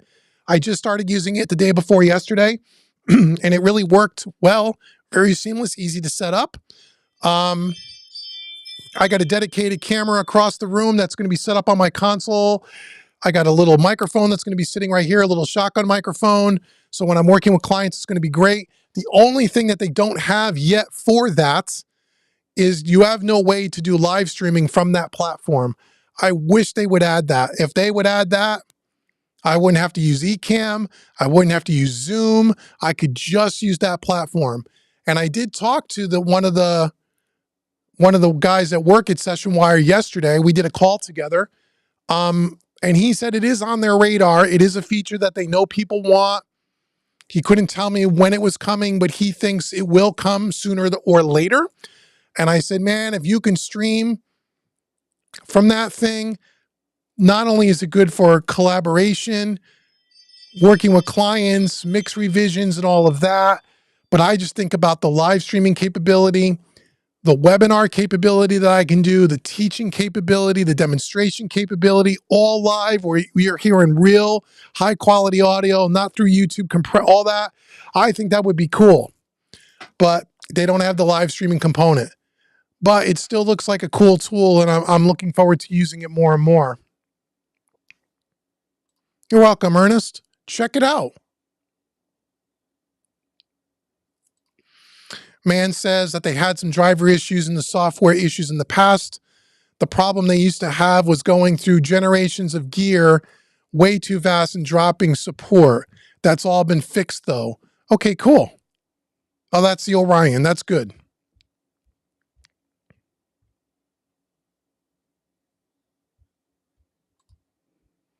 Dirk says, yeah, software problems every now and then. Sometimes the computer does not recognize the Orion Gen 3 after restart. I've never used the plug-in bridge in the box, but the plugins on the board, not so bad. Okay.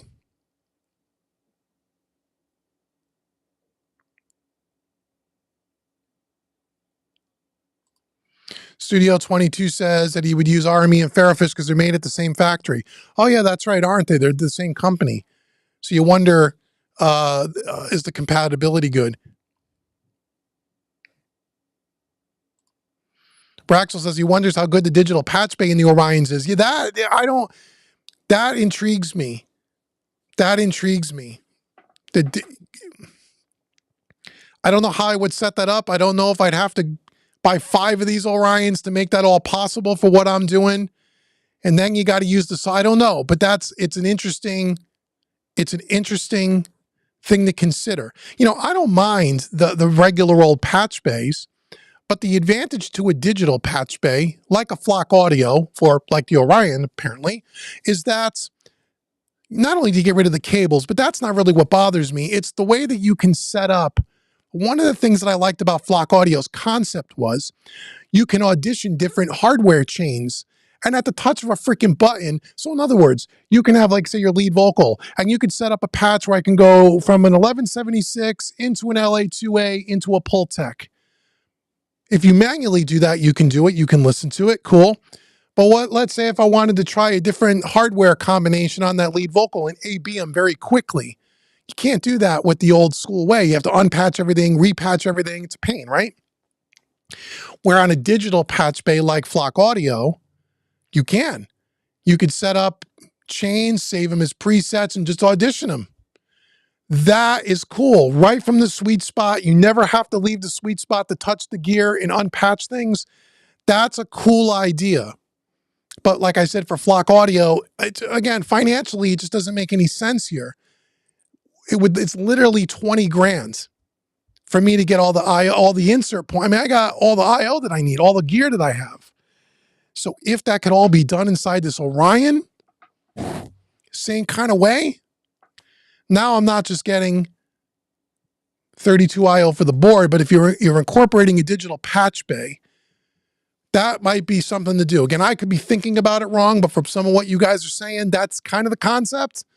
Now it's a little bit more like, okay, you know, they're $3,200 a shot. That's double what the Quantums cost, but that's still cheaper than anybody else, except for maybe the Ferrofish thing. But the Ferrofish thing doesn't have a digital patch bay. So that's something to consider. Or at least to learn, to research. But that'd be cool to try, man. Uncle Day never lies, brutally honest. I am, gets me into trouble. That's why I'm not one of these big YouTube channels with a bunch of sponsors. It's okay. The TK Lizer to mastering EQ is awesome. I'm stunned by the results. It lives on your master bus now. Oh, cool, Kaiser. That's awesome. I've never used it. That's awesome. Oh, Studio 22, you're in Europe, so you don't have a Sweetwater. Yeah, you have a Thomann, right? Isn't that who you would use? Thomann would be your Sweetwater?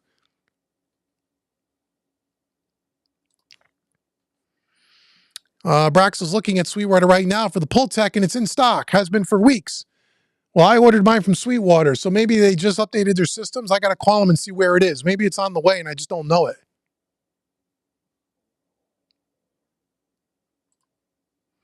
What's wrong with your Quantums? Well, I'm not sure exactly technically what's wrong, but I've had some issues with one of the D subs for the print track going back in was getting really noisy.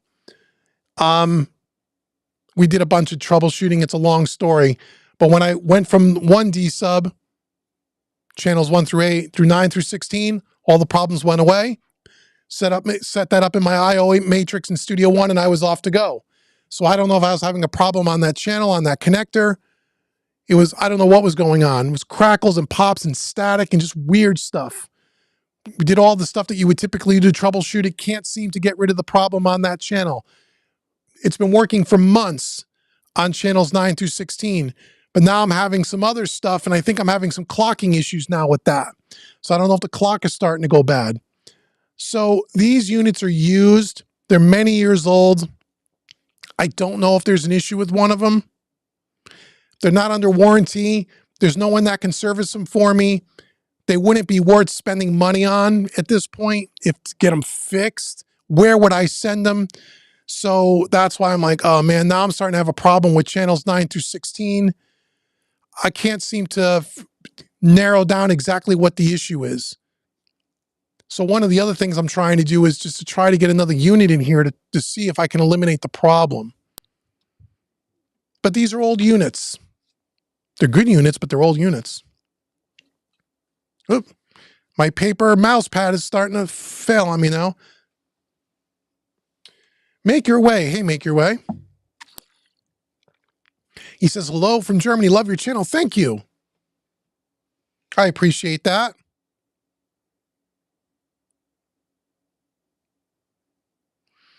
Man says that you can preset a ton of profiles and chains on the Orion. You do chain presets, different profiles for mixing, recording, and even internet streams. Yeah, see, man, you guys are freaking talking me into this thing. I got to get online with someone that you and Chris, I got to get online with you guys, and I got to see how you got it hooked up, and I got to see your workflow. I got to see. And, you know, and this is the other thing, too. I don't, you know, this quantum might hold up for another year. Hopefully it does. But again, I'd like to get, so like, again, if you could do stuff with digital patch base, I'd like to get something in here to try it where I'm not buying something because my studio is down and I'm trying to get it up and running. I'd like to do it off on the side, build it in, try it, experiment with it, learn about it, try different scenarios, make sure it's something that's going to work for me where I'm not in a panic. You know what I mean? So that's one of the reasons why I'm like, okay, you know, when I was looking at the links, and the links are $6,000, I'm like, you know, I don't want to spend $6,000 right now. The Orion's half that money. So I'm like, okay, do I buy maybe just one of those 32 in, 32 out, just incorporate it with my Quantum? You can just set it up as an aggregate device, or in other words, just play with it offline. You know what I mean? Do some of the things, see how it's going to fit in, and then say, well, does it make sense? And if some of this stuff with the digital patch bay makes sense, and I can do it easily, where I don't need to buy 5 or 6 of these 32s, because now we're at 15 grand again. But I have to understand it better. But if I could do all of that, I would maybe look to invest in that in 2024, because maybe I'm killing 2 birds with 1 stone. I'm starting to head off a problem with my old boxes. And also the Orion has a monitor out, right? It has a left, right, it has the monitor section on it, which my Quantums don't. So I have 3 units. You can see them lit up there in blue. The 2 on the bottom of the Quantum 4848, all that is I/O. D sub I/O, that's it. The one above it is the 2626. That's the monitor section that goes to the Nova. So I could eliminate, I would get three pieces would go, 2 would come in if I bought 2 Orions, because the monitor section's built in. So yeah, I got to get online with you guys and see your workflow and talk through it. There is a review on the channel already for the Game Lab Empress. You can check it out. There's a video there. It's there. The only thing I don't like about digitally controlled patch bays is that they are dependent on software to work. I hear you. I hear you. If for any reason those patch bays stop having support, they will become useless. I'm not so concerned with like Antelope going out of business and they're not going to support. But I do hear you. And the one thing that worried me about, even about the Flock, which is just the patch bay, you know, it's a box. The box dies, your studio's down. These old patch bays, they don't go down, right? They're just passive. You just plug cables in, they work forever. So that is a concern. No question. That's a concern. But the ability to be able to set up and do what we were talking about with digital hardware chains, that's really cool. And that's a very, to me, that is a feature that's more than just a little fun feature to have. To me, that's a huge workflow benefit. Huge workflow benefit for me. And something that would be very useful for someone like me who has a lot of analog gear. That would be super cool. But I hear what you're saying, man. I worry about that too. So what I probably would do in a perfect world, if this thing worked out the way I think it would, or by the way some of these guys are saying, is I wouldn't sell my patch bays. To be honest with you, at least for the first year, they would sit right where they are. And all I would do is unplug the D-subs, plug them into the Orion, and if something ever went kaplooey, I would just plug everything back into the patch bays. I wouldn't sell them. I wouldn't get rid of them. I wouldn't even take them out of the racks for at least a year. I would have to have a way to go back easily, because, you know, like a lot of us here, and some of you maybe not, but some of us here for sure, this is what I do for a living. I can't be down for days and days messing around with software. And that's another reason why I want to do it offline and try it, because you're right. Maybe the Orion software, the patch bay, even though for some of these guys it works, but you know what? Maybe for me it's a hassle. Maybe for me it doesn't work. Maybe it's not reliable enough for me. I don't know. And I don't want to have that be my only solution in the studio and then have to be frustrated. I want to be able to try it, spend time with it, experiment, mess around, make sure it's stable, with having everything that I currently have still working intact. Don't even take the stuff out of the racks. Just unplug the cables, because if the new setup doesn't work, I can unplug the cables and replug everything back in, and I'm right back to where I started. That's important to me. That's real important for me. So that's another reason why, if I'm starting to have some issues and I'm thinking about upgrading them at one point, I might do them sooner than later so I can mess around with this kind of stuff and not feel under pressure. But I hear what you're saying about that. I do.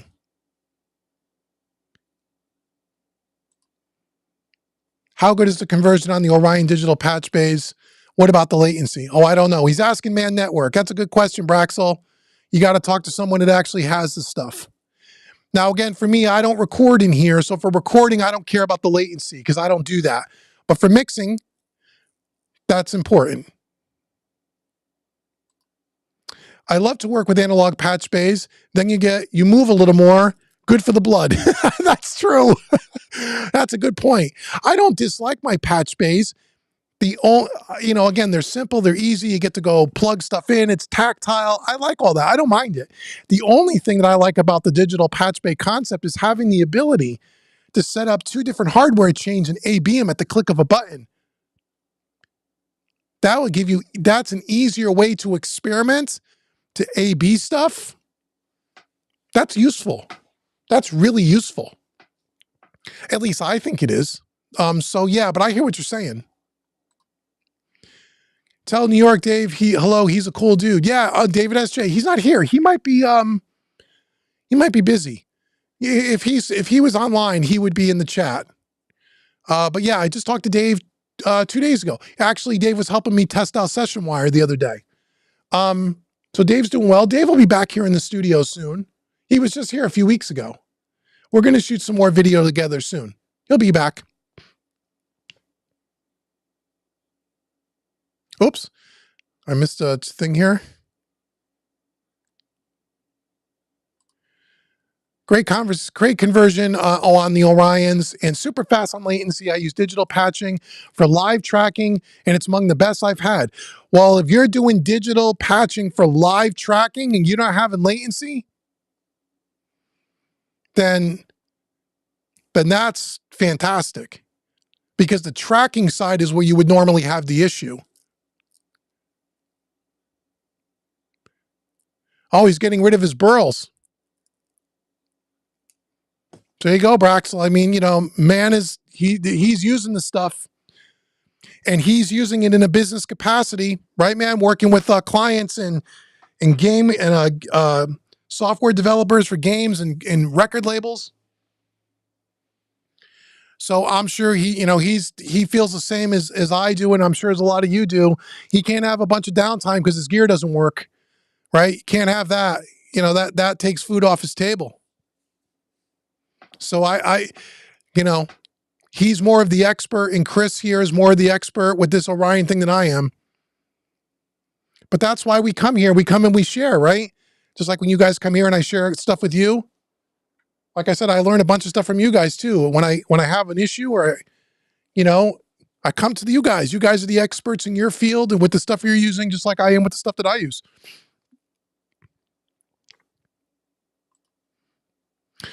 If you use a digital patch bay like that, then when you have 5 pieces of gear in a chain, you would go 5 times DAAD, DAAD. Oh, yeah. I guess you would. Is that a problem? If you were just auditioning and then you pick the one you want to use? Again, I don't even know if that matters, but that's a valid point you just made.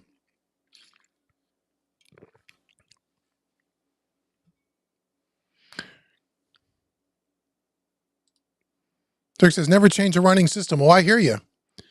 That's why I'm very hesitant to do this. But I am having an issue. It's running, but I'm having workarounds. And I it's like one of those things. It's like having an old car, right?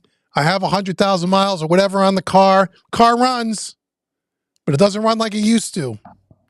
And I know I got to get a new car sooner than later.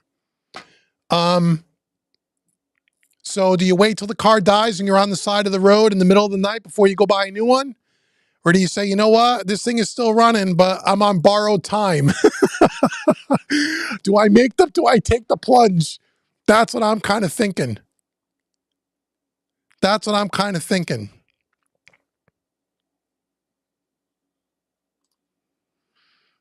Braxel says he sees the Orions worked with USB 2.0 for Windows. Now he's tempted with this unit.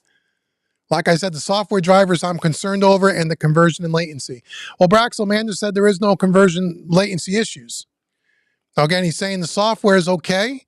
So did Chris, but I think they're both on Macs, not Windows. So again, you may want to ask about someone that's using it for Windows.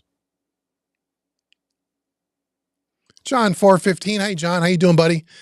On YouTube, Antelope Audio has a channel. They have a video on the software in digital patch bay. Cool. I'm gonna research this more, and I'm gonna try to get on. I know Chris said he would talk to me. Maybe Matt will find some time in his schedule at one point to talk with me privately, and I'm gonna do some research and see if it makes sense and make sure I fully understand it. But I will do my research on YouTube just like all you guys do.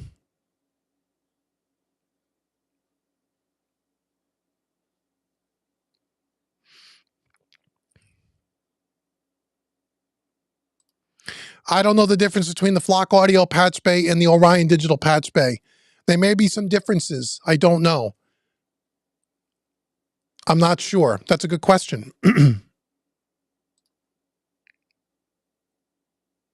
Ernest, yes, they discontinued the Quantum 4848s years ago. Well, I would say a couple of years ago. Maybe right around the pandemic. Oh, God, probably 3 or 4 years ago. Goes by fast, right? We're in 2024. Yes, the Quantum is no longer made. The Quantum 4848 is no longer made. You can't even buy them used. Believe me, I'm telling you, prior to me doing my Quantum versus Universal Audio converter test and then subsequently all those other converter tests we did, you could have bought those Quantum 4848 used. They were on eBay, they were on Reverb. Within 3 months of my videos, you can't find them anywhere. I've looked, believe me, I have a bunch of saved searches. If one came up for sale, I was going to buy it to have a spare one. Can't find them. Can't find them. Now, is PreSonus going to put out the 4848 Mark II? I don't know. I don't know. I can't run my business waiting on a company. So, but yeah, they did discontinue it. They did. And the reason why they discontinued it was because the PreSonus is not, their market isn't pro audio. It's more consumer-based audio. The inexpensive interfaces, the software Studio One, that, you know, the inexpensive speakers, their Studio Live mixers, their PA gear, that's their market. Their market is not the high-end studio pro audio. It's not. Because they used to make a couple of really good pieces of high-end preamps. They used to make something called the ADL, a very expensive high-end tube preamp, no longer made. The Quantum 4848, no longer made. They dipped their toe into that market, and there's not enough demands. And I know they told me that. People from PreSonus told me that. So that's one of the reasons why, after it was discontinued, they never revitalized it. There just wasn't a demand. Now, maybe that's different. Maybe there's something going on behind the scenes. I don't know.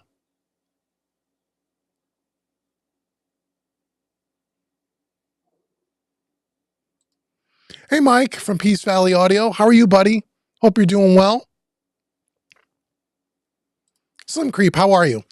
Went through the same issues with my Quantum, switched to oh, okay, here's someone that had the Quantums and he switched to the Orion 32 Gen 4s and they've been great.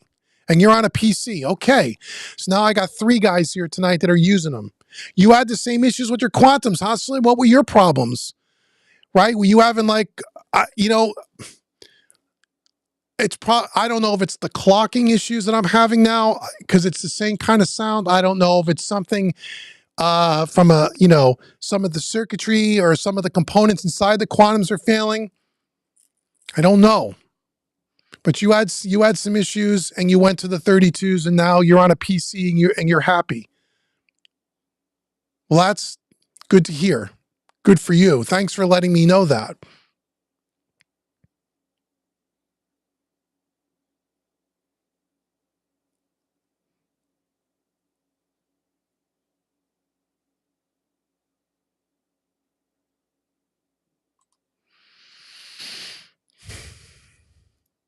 Oh, Studio 22, you guys are talking about the difference between the Orion digital patch bay and the Flock Audio. What are the differences? Studio 22 said the Flock works on analog signals and relays. That's true. They're mechanical relays, which is one of the other things that I worry about with the Flock Audio long term. There's a lot of relays and a lot of mechanical things that are happening in that box from what I'm told. And again, Flock hasn't been around that long. I don't even think they've been around 10 years. So are there any units out there that have been out there 5, 8, 9, 10 years? Are there any issues with some of those internal components? I don't know. So they're mechanical, where the Orion is probably more software stuff. But that's another good question. The other thing about the Flock audio, and again, I got to just assume it because of the expense, is I've never seen an analog studio with a console with that much equipment using Flock. Usually the Flock audio guys are guys that are in the box with a few pieces of hardware, maybe a half a dozen pieces, small setup. I've yet to see a single studio on YouTube or in any of the Flock audio advertisements, unless something's changed in the last year. Because like I said, they contacted me. I met with them online. I talked to them. I don't see any big studios that have a Flock audio setup. And I gotta think it's because of the expense of that versus a regular old patch bay. But maybe something has changed. Don't know.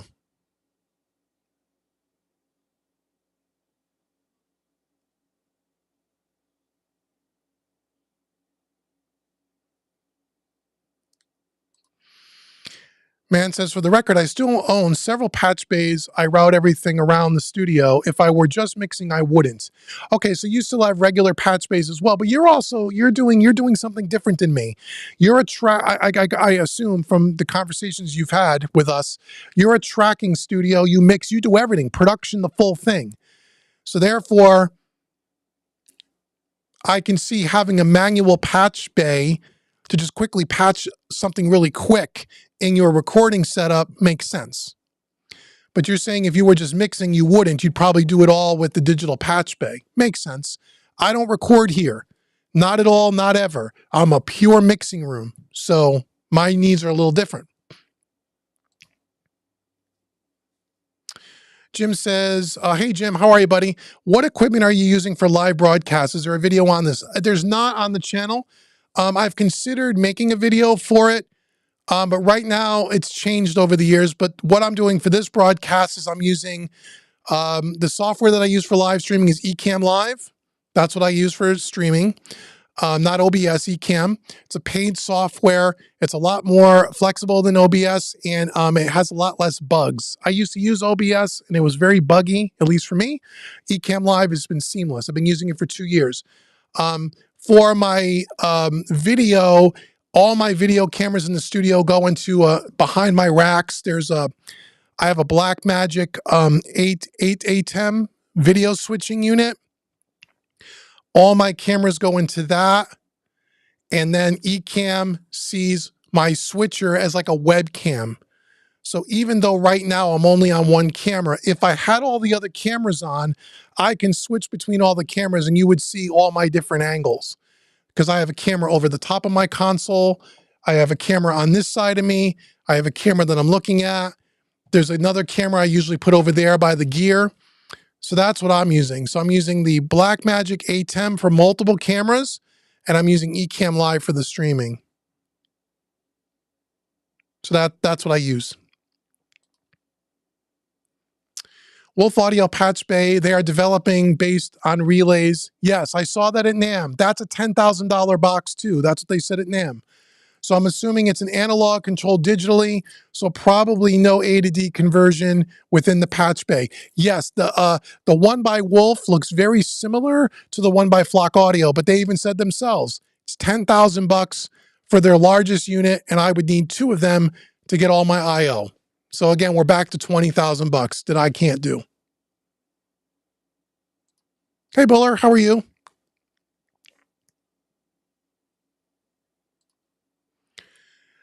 Of course. What do you think? I'm an idiot? I'm only kidding. Yes, man. Not only have I unplugged them and replugged them and unplugged them and replugged them and cleaned them and yes, many times. I wish it was that simple of a fix, man. I wish it was that simple of a fix. PreSonus is famous for discontinuing gear fast. Some of their gear, yeah. Some of their gear, no. Some of their gear has been around forever. Oops. What's going on here? My mouse is not working. Okay. Chris says, do you have a suggestion on a set of 1073 pre's and EQ that are affordable to get a warm heritage? Yeah, I guess. Again, I don't have any 1073s. Oops. I rolled out of here. I don't have any 1073s, so I can't tell you. Like I said, I tried the BAEs. They weren't my thing. So I don't have a set of 1073s that are affordable. You could try warm audio, but I'm not a fan of warm audio. But I know a lot of people are. Heritage, again, another company to try. The best thing I would tell you, again, is buy these things from a place where you can return them, try them. If you don't like them, send them back. But my only experience with 1073s I really liked in the past were real Neve 1073s. John 415, hey John, when you purchased your SSL Origin, did you get the financing through SSL? Does the console make a big difference with sound quality? Do you feel your mixes come together easier to the console? Oh yeah, John, you must be new here. So yeah, I'll answer your question, but I would encourage you, if you haven't already, go back and watch all the videos on this channel, especially the earlier ones where we did the install. We've talked about this ad nauseum. So you'll get way more in depth than what I'm about to say to you here. Yes, I financed my console through Sweetwater, through SSL, through a third-party company. So I'm making payments on it like I did a car. I only got about another year and a half left, and then I'm paid. Thank God, yay! So yes, you can finance it. You can. That's how I did it. Does it make a big difference in sound? Absolutely. And again, it's not even close. Do you feel the mixes come together easier? Without a shadow of a doubt. Not only from the tactile, being able to physically move, it's way faster to mix, but everything coming off this board sounds almost finished compared to working in the box, in my opinion.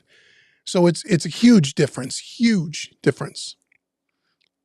Not better, different, right? We always say that here. I mix in the box with plugins at homerecordingmadeeasy.com every week. Right? My whole online school is about mixing in the box. There's a few courses mixing hybrid that I have if you want to check them out at Home Recording Made Easy. I have courses on mixing on this console. A couple of courses you may want to check out if you really want to know what it's like and you want to hear the difference in sound. And my whole online school. So in other words, what I'm trying to tell you is I'm one of the few people that I know of anyway, especially on YouTube, that has both workflows. My in-the-box rig is literally 15 or 20 feet away from me. And if you've seen my studio tour, you've seen it, where I work with SSL controllers in the box all the time, and then I roll 25 feet over here and I'm working full analog. So I work with both every week. So I am very dialed in and in tune to the differences in sound between analog and digital. Okay, I used to work on analog many years ago and now I work in the box. I used to work in the box a long time ago and now I work analog and I remember what that sounded like and I think I remember what it sounded like. No, I work with both. I know exactly what they both sound like. There is no comparison between working this workflow and working that workflow, both in sound and in workflow tactile. For some people working in the box, the convenience of working in the box and the plugins are very good today. You can get great sounding mixes with working all in the box of plugins. You absolutely can. I teach it every single day. You can. But there is a way different sound working with analog gear and a console. And the mixing is way faster. And the mixes come together way faster. And as I said in some of the videos that you're going to go watch, right, John? Because you're going to support the channel. I have if you go back and watch the video series, me and David S.J. did, I think, a 3-part video series called something to the effect of, how did we get here? And it's really 3 videos totaling about 45 minutes or an hour long between those 3 videos, where we take you from how did we get from the very beginning of when I started with analog? What were my preconceived notions of both sound and workflow? What I thought we were getting into? What we actually got into, the things that we learned along the way, the mistakes that we made, what I would do differently, and then we talk a lot about the sounds. So your question is perfect to go watch those videos, those 3 videos. And you'll learn my whole opinion in way more depth than what I just told you. But yes, it's a big difference. Doesn't mean everybody should run out and buy a console. Most people can't afford to do this, but this is what I do for a living. I mix more for clients now than I ever did when I was working in the box, because people want this sound, and this sound can't be 100% replicated in the box. I don't care what Andrew Sheps or Michael Brower or what any of those engineers that I admire and that I love and that are my heroes say. I respectfully disagree with them. Take that for what it's worth. I'm no Andrew Sheps. I'm no Michael Brower. So they'll tell you that they're in the box sounds just as good as any of their old analog gear and they sold it all. I don't buy that. I tried to replicate the sound. I can't, but I'm not as skilled as they are. So I will just say that they're honest and that's what they believe, and I respect them for that, but I don't agree with that. But that doesn't mean you can't do really great stuff in the box. Yes, you can. And you go to homerecordingmadeeasy.com and you'll learn. I have a whole school that teaches you how to do it. But I love this workflow better. I love it. But that's just me, man. That's my opinion. And that's as honest as anyone will ever get on YouTube and be. No one on YouTube is as honest as me when it comes to this topic, because I don't care who I piss off. I don't care. I don't care. I'm just here because you guys ask me and I just share. This whole channel, John, and the last thing, then we'll move on to the next question. This whole channel was based on me just documenting my experience and my journey, not knowing anything about the analog world when I was getting into this. And you guys basically get a behind the scenes look of me learning as I'm going. And I made a ton of mistakes along the way. You'll see that in the videos. I didn't edit anything out. I show you the good, the bad, and the ugly. And I'm just sharing my journey of what I've learned and what my opinions were in the beginning, what they are now, and some of these other things. And so that ruffles a lot of feathers, not only with other YouTubers but with companies sometimes. And I don't care, because I'm not here to make anybody happy. I'm here to just have fun and share my experience with you. And if my information helps you, great. And if it doesn't, I'm sorry. There's a million other YouTube channels you can go listen to. So hope that helps. And thank you for being here. Yeah, I think we just talked about that, Braxel. Sorry. Oh, John, I just answered all that. What don't I like about the console? 2 things. Not a console in general, this particular console. And again, we've talked about this in a lot of the other live streams too. When we talk about consoles, a lot of people who don't know the console market don't understand the price of the console for the feature set that you get. They don't understand. There's 2 things on this console. Actually, there are 3 things on this console that I wish it had that it doesn't. 2 of them are super important to me. 1 of them I don't really care about, but it's nice to have. Keep in mind, this console cost me $49,000 when I bought it brand new. Today, they're about $55,000. It's the only console in this price range that you can get, with the exception of the Audience Heritage. Audience makes one, and Trident makes one for a little bit more money, where you could get 64 faders, 32 EQs, 32 preamps, 64 I/O, with a full master section, effects returns, all of that. But the 2 things that this console does not have is automation, flying faders, automation written to the console, and any kind of recall. Those are the 2 things, the 2 main features that this console doesn't have. And as I tell people before, no console for under $100,000 has. Nobody. If you find one, let me know. But there is no such thing. Not with 32 faders, 32 hardware EQs, and 32 preamps. Nobody. You want those features, you're $100,000 plus. Minimum. More like 140 to 200,000 is the real number. if you want this big of a desk. So you can't get those features. The other thing, the way I worked around the automation is with a product by West Audio called the NG Leveler. Again, there's 2 videos on the channel. You can go watch it, where basically you're adding automation to a console that doesn't have it. It's not as convenient. It's a little bit more clunky of a way to do it, but it's cheap.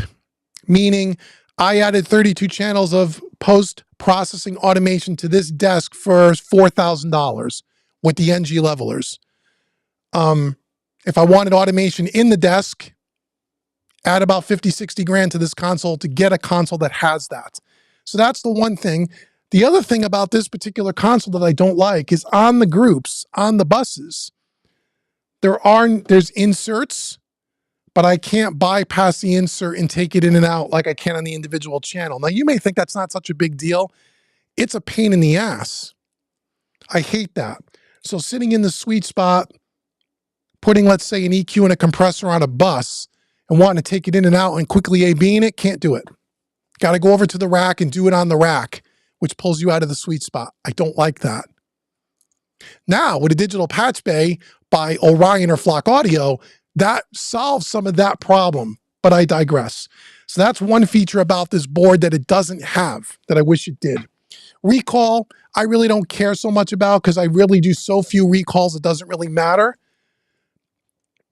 But again, if you want a console with recall in it, 100,000 up.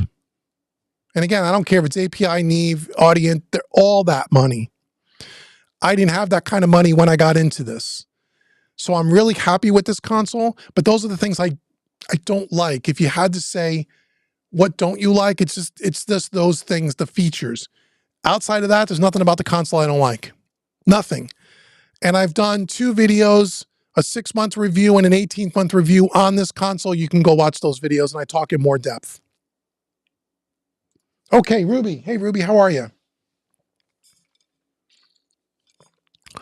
He says, oh, getting dry mouth here.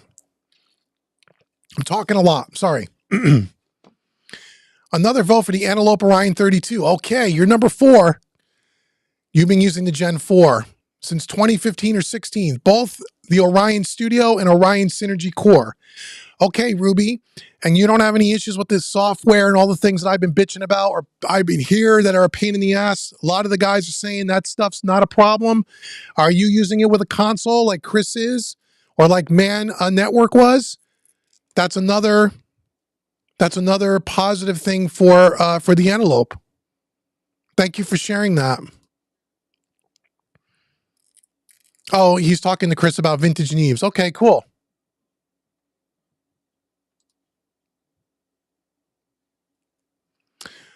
Slim was saying you're having the same issues on the Quantums, right? Channel issues, they stopped working. Now, mine haven't completely stopped working yet. Thank God. Because I have 64 in, 64 out. I typically only print in the 16 channels of the stereo groups and the 2-track. So I only have 18 ins that I really print on a regular basis. So I've just been moving my connector to 1 D sub. I have open D subs that I've been bypassing, but I know the unit's going to crap out on me sooner or later. Yeah, it could just be, I don't know. I don't know. Ruby said he had a Focusrite, PreSonus, 1 audio Firewire interfaces in the years before that. My mixes sounded totally different once I switched. There was more depth and clarity that the others didn't have. Okay, cool. I appreciate that opinion. I've done a lot of converter tests and stuff here, and I don't buy that. I haven't heard that yet in anything that I've tested, but I'm not saying the Orion doesn't have that. I haven't tested it yet.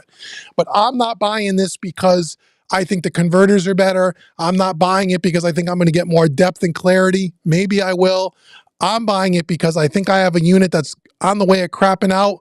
They don't make them anymore, and I have to get 64 IO for the most reasonable amount of money as possible. But because I've tested a lot of these converters, and I think a lot of that is marketing nonsense. But if you've been watching the channel, you know that. But if maybe when I get, again, that's another thing to test, right? Another part of this whole Orion thing is that, Yeah, I'll be able to test a converter and be able to tell you, because I still got a quantum that works. So we would do a test and I would test it and say, do I hear any difference in the conversion? Maybe I will. I've tested 4 or 5 other converter boxes and I heard no difference. But maybe that, hey, that would be something that would be great. And like I've said, as somebody said earlier, I'm super honest about this stuff. If I actually plug in one of these boxes and I hear a difference in the conversion, I'm going to get on here and make a video and tell you. Up to this point, I think most of that is nonsense. But if I find a box where there is a real difference in the sound of the conversion and I can actually hear it, I'll be the first one to tell you.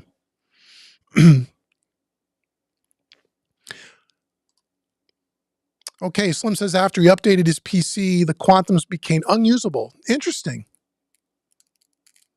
Because of the Thunderbolt update. Well, here's another problem. And again, it's not a problem for me yet, but here's another, it's just an older unit. The quantums are all Thunderbolt 2. My Mac is a Thunderbolt 3, or no, Thunderbolt 4. I got an M2, and I had those little adapters that Apple make, and they work. I haven't had an issue as far as the Thunderbolt and the speed of that, but yeah, the units are Thunderbolt 2. Not that that's an issue, but that's interesting that you had an issue with a PC. Have you considered Motu as an alternative? Yeah, I looked at the Motu. One of them, there's a Motu that's right around the same price range. One of the problems is all the connectors are different. They're all 1/4 inch, not D-sub, which means I'd have to spend God knows how many hundreds, if not thousands of dollars getting pigtails for all of my D-subs and add more cables. But I haven't looked at it closely enough. But that was the first thing. It was like, oh, it's all different. I would love to just get something that's D-sub and just plug and play. But I have looked a little bit at Motu, but I've never seriously considered it. Let's see. Ruby says, what's going on here with my mouse? Here it goes. I bought a Quantum to use with my live rig. Didn't care for it. Okay.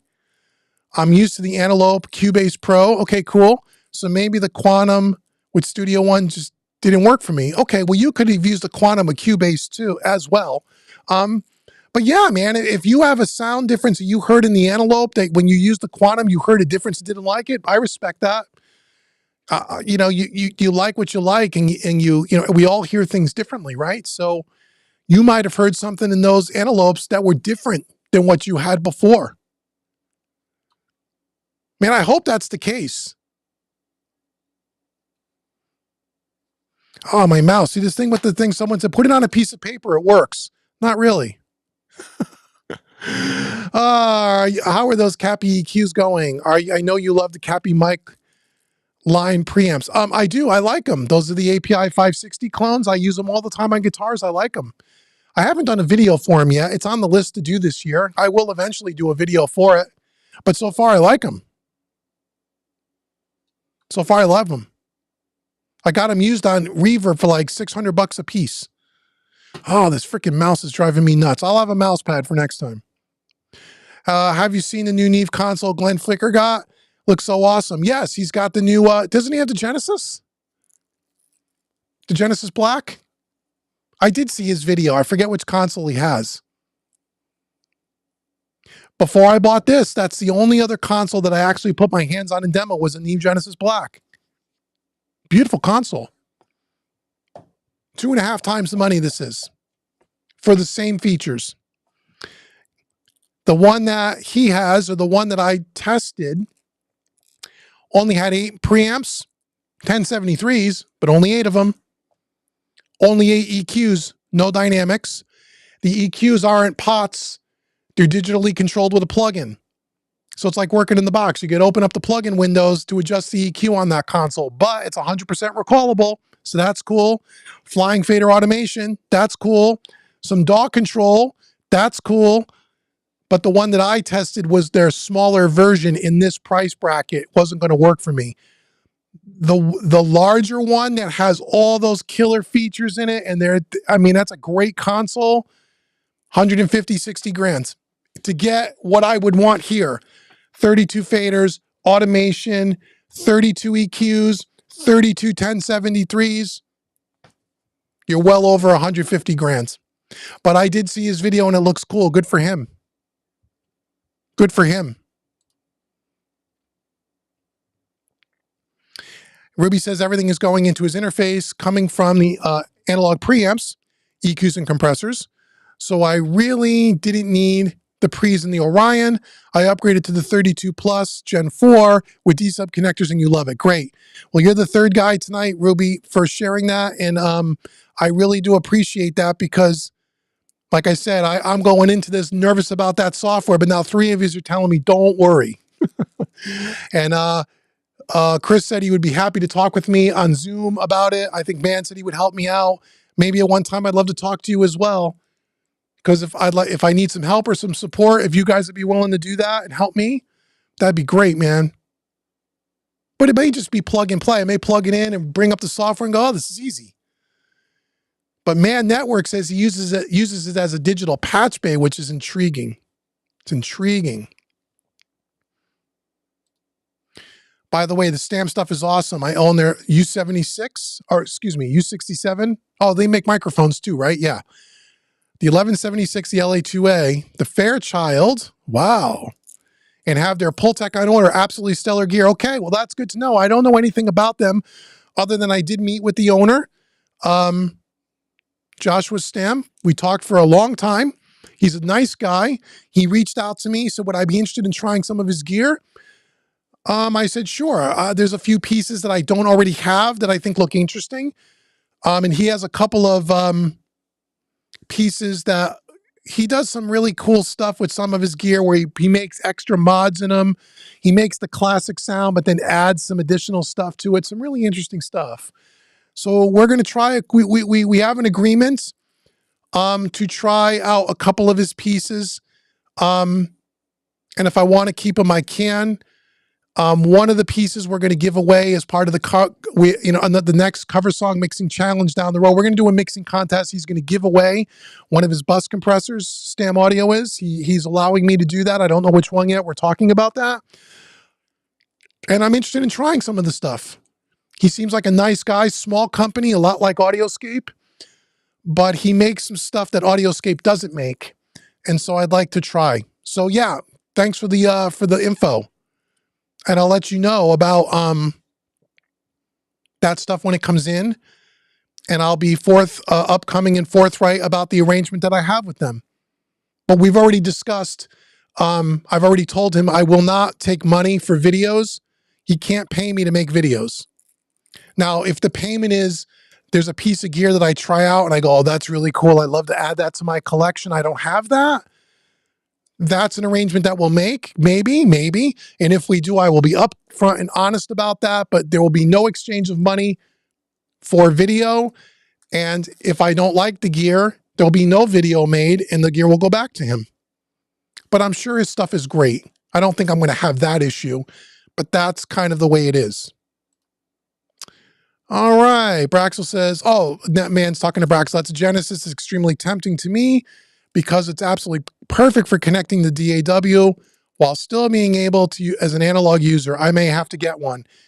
It is a cool console, man. Just make sure, you know this, you're in the game. Just make sure the console, again, what's great about that console, it's modular. So you can start and you can build things in buckets of 8. But that looks like a really cool console. If you're looking for the DAW control and all the recallability, but still having the analog Neve thing, could be cool, but it'd be very expensive. Studio 22 says, I mix analog on a console and love it. Cool. It has pros and cons, but I love mixing on my desk with hardware. Everything is literal. Yeah, I agree.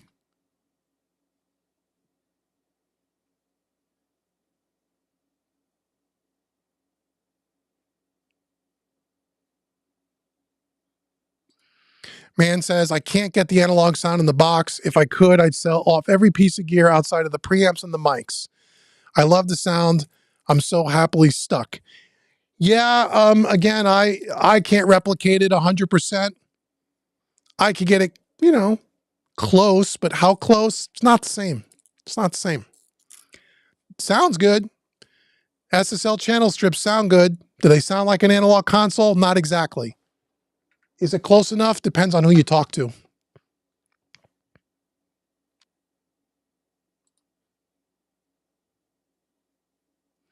Kaiser said the difference is obvious when working with analog. The difference is plus 24 dBu above nominal level.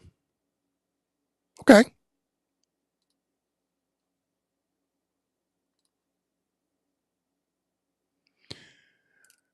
Look at the features, Braxel. Again, you're right. It's 65K. How many faders? How many? I could tell you right now, it's not 65K with 32 1073s in it. It's not. It's not. And the thing about the Genesis that I did not like could have changed in their advertising is they're not fourth. You don't know that. They don't say that in their write-ups. It's not $65,000. I'll bet you a nice steak dinner. It is not 60. If you want 32 long faders, 32 short faders, 32 1073s, 32 EQs, they're digitally controlled EQs. It is not $65,000. I'm confident of that. Just because it says G32 on the tin, you got to look at the detail. It's over 100 grand. I guarantee it. Guarantee it. Now, if I'm wrong and I lose the steak dinner and that desk has got everything this desk has for 65,000 bucks plus all the flying faders and automation, I too might be selling the Origin and buying a Genesis Black. But I'm telling you, it doesn't do that for 65,000 bucks. No way. It doesn't. It doesn't. If I'm wrong about that, I'll eat my words. But I'm almost certain of that. Unless they put out some brand new model that I'm not aware of, because I looked at them and I priced it out. Wasn't even close.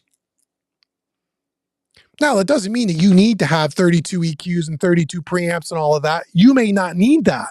And therefore, the Genesis Black might be perfect for your particular project studio. Might be perfect. You may not need all of that. But I do. So I'm just comparing that console or that style of console to the features of the Origin. It doesn't mean that I need all, you may not need all the features. You may not need 32 hardware EQs.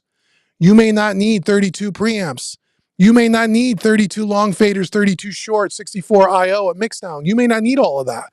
Then that console might be perfect for you or for like Man Network. It depends on what you need. But for what I need and for what I use, I could not have a desk with less than 32 faders in it. I could not have a desk with less than 32 hardware EQs or 32 hardware preamps. And that does not come in that desk for 65 grand. It does not. And if it does, and I'm wrong, I'll tell you I'm wrong, and I'd be looking at that console. But I don't think it does, man.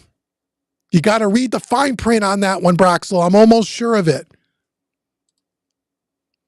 I'm thinking about pulling the trigger on an SSL Origin. Great. I've been mixing on the SSL, years on an SSL Sigma. Oh, cool. Love it, and I believe it would get more clients if I had a console in my studio. Well, if you're a good mixer, you would. And I'm sure you are, John. I'm teasing. Yeah, I mean, having the gear, you know, I mean, well, like I said, I've been mixing for 20 years. Most of that time, I was mixing in the box for clients with plugins, like a lot of you guys. Or maybe, you know, I work more now as a mixing engineer since I upgraded to, so I started doing analog and only mix analog than I ever did. Because there is a sound that delivers. Clients want to be able to have access to equipment that not everybody has. And that, you know, anybody could go buy SSL channel strip plugins. Now, it comes down to the skills of the engineer, obviously. That's the most important thing. That goes without saying, right? I don't have to explain that to everyone that's here. You guys are all smart. But once you are a good engineer, the tools make a difference. And clients pay me for this tool because it delivers the sounds that they're not getting when they get their stuff mixed other places. So has it helped me get more clients? Without a doubt. Is it part of your, part of your marketing, part of your business? Yes. Would you get more clients if you had a console in your studio? If you were already good at what you did? Probably. At least it did for me. But if you're a shitty engineer, don't think buying all this gear is going to make you a good engineer. It's not. Like I tell people, because I'm sure you all know, mixing on analog is faster and you get a different sounds. But I think you have to be a better engineer. You have to understand this stuff a lot more than in the box. There's no presets in analog gear, right? There's no channel strip, pick the kick drum preset and it sounds like a kick drum. None of that. You got to understand this stuff.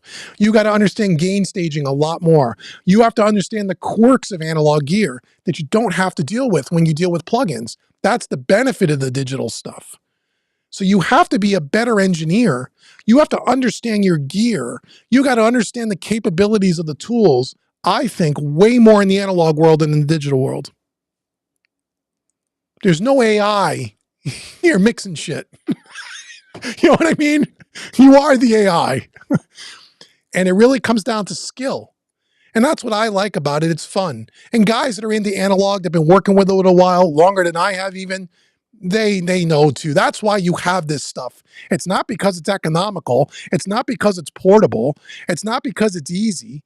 It's because there's something you can do here that not everybody can do. And you are more hands-on and you're moving around and you are more part of the performance. You are more part of the mix. I think.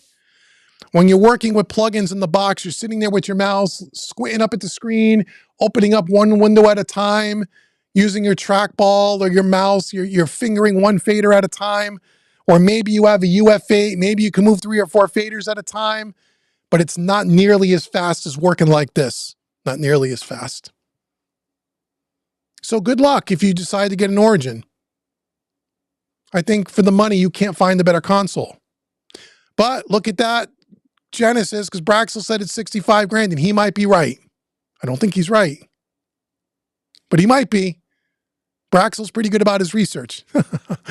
On my console, groups have outs, but no returns, which means I can send them to any of the large faders or small faders. Can you do the same? On your console, the groups have outs. You mean the center section?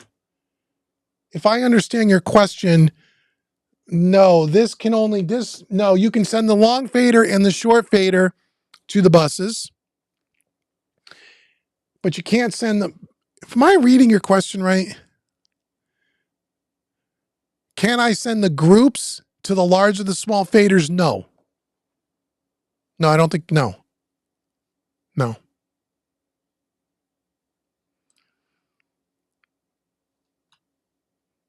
What is Braxel saying here? My freaking mouse is not working again.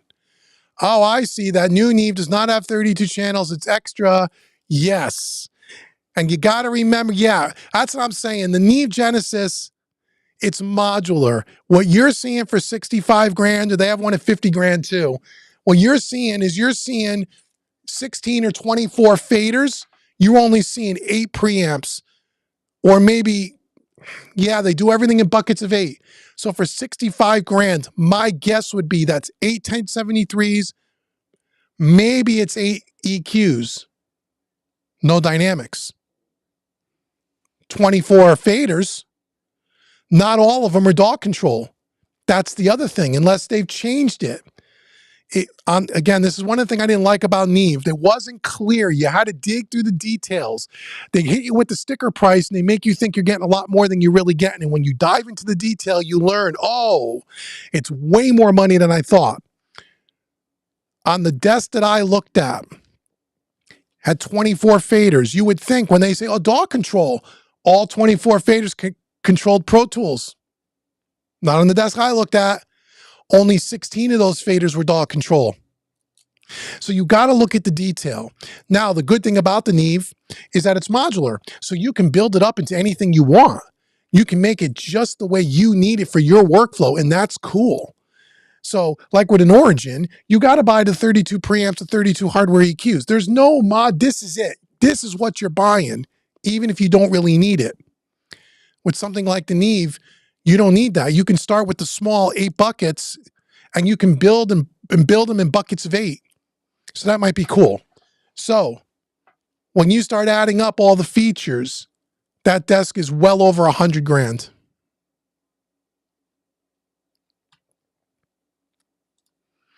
See you later, man. Thanks for attending, and thank you for the information on the Orion. I appreciate it. Thank you so much.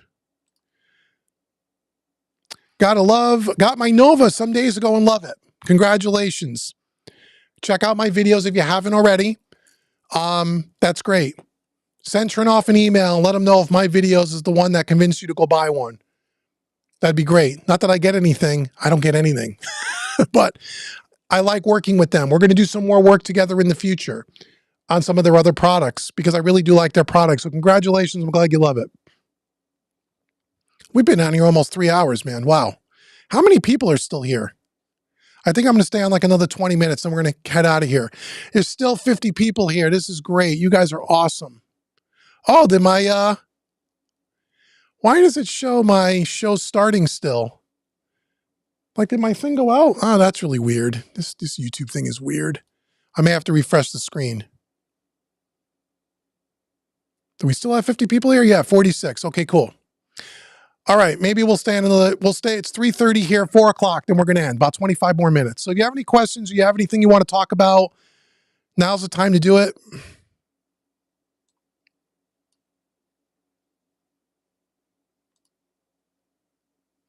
Corey says they do. The price was just reduced because they came out with Dolby Atmos. Oh, I didn't put your thing on the screen. Sorry.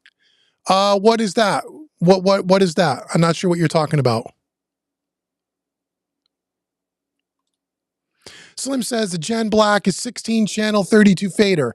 Okay, so it's 32 physical faders, 16 channel. I think is 16 channel of DAW control. But again, how many preamps does it have? That's important. You need to know that. You want to know why you need to know that? How many inputs do you have? Right? Because if you're mixing, if you're using that desk primarily for mixing, right? You have a session with 32 tracks, 40 tracks you want to send out of your DAW. If you don't have 40 inputs on your console, you can't.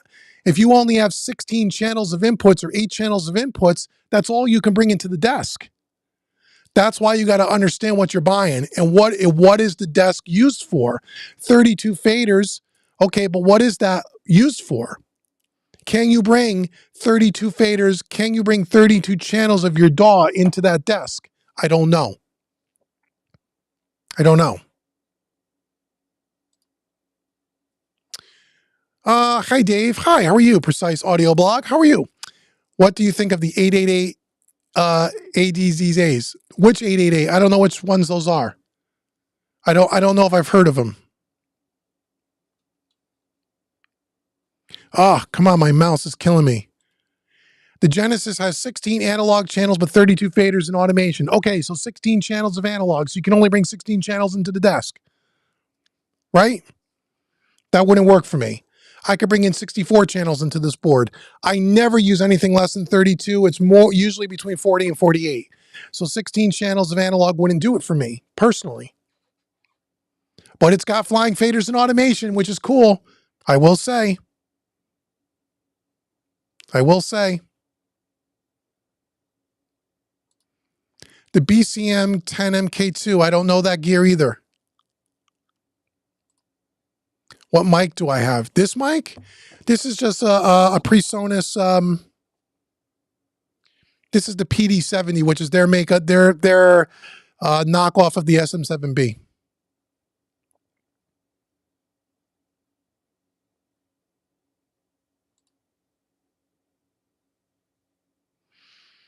Oh, you had the ST2 Pro. Cool. Awesome. I had the ST2 Pro as well. And I upgraded it to the Nova.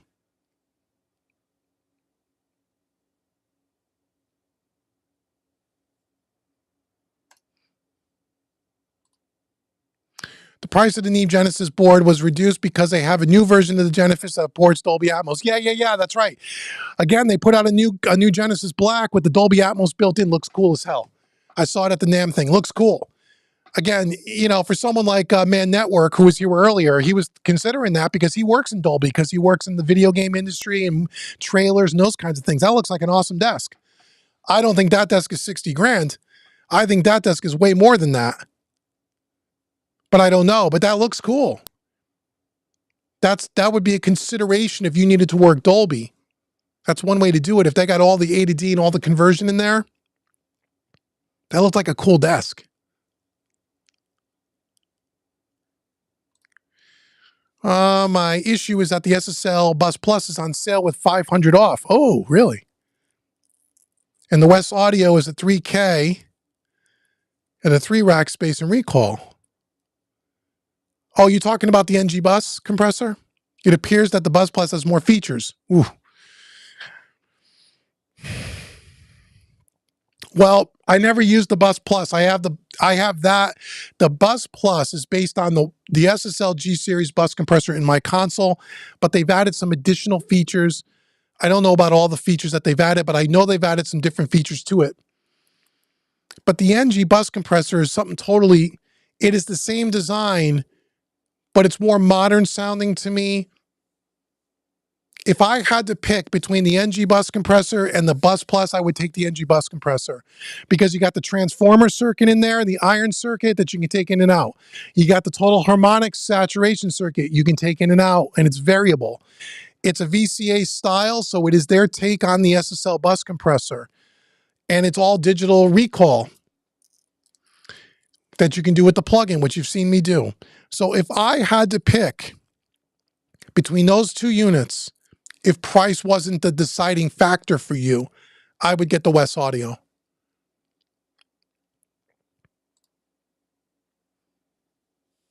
Ruby says he has no console, but all your tracks get recorded with analog front ends. Oh yeah. So you have preamps, EQs, you're using the front end to get the stuff recorded. You're getting that analog baked in on the way into your DAW. Yeah, a lot of guys do that. That's a great approach. Great approach.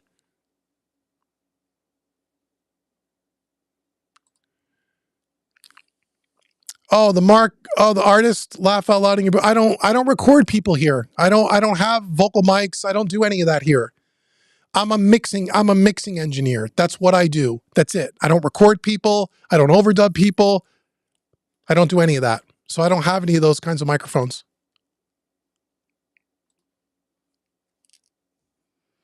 Oh, you got the QCon Pro X. I actually checked that out. I actually did a video on it, and I have their brand new stuff sitting across the room that's going to be on Home Recording Made Easy. Icon sent me all their new products to do videos for them, and they're going to be used as giveaways. I'm going to be giving that gear away at one point in the spring. So that's cool.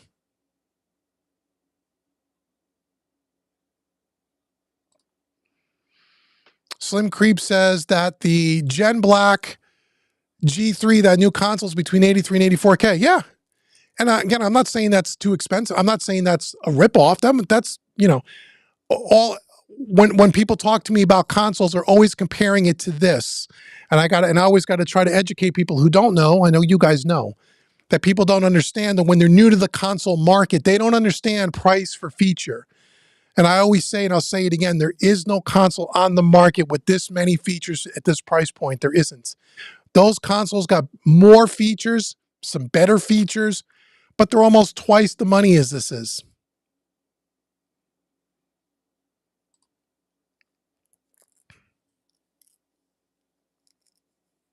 Oh, okay, cool. You recorded your albums in studios in the 80s on the Neve and SSL MCI, working this way feels very similar. Cool, man. Cool. All right, I'm down to the bottom of the chat. I finally caught up. Awesome. Okay, so I've been on here almost 3 hours. So we're going to end this live stream because I'm losing my voice. I want to thank all of you guys for joining me today. It's this impromptu live stream. Thank you so much for all your support. I hope this channel, you know, helps you in some way and gives you some cool information. It helps you with your stuff in your studio. Stay tuned to the channel. Make sure you like and subscribe. There's more videos coming, and we'll do another live stream in another few weeks. And until next time, thank you so much, everybody. I really do appreciate it, and I'll see you guys soon. Take care, everyone.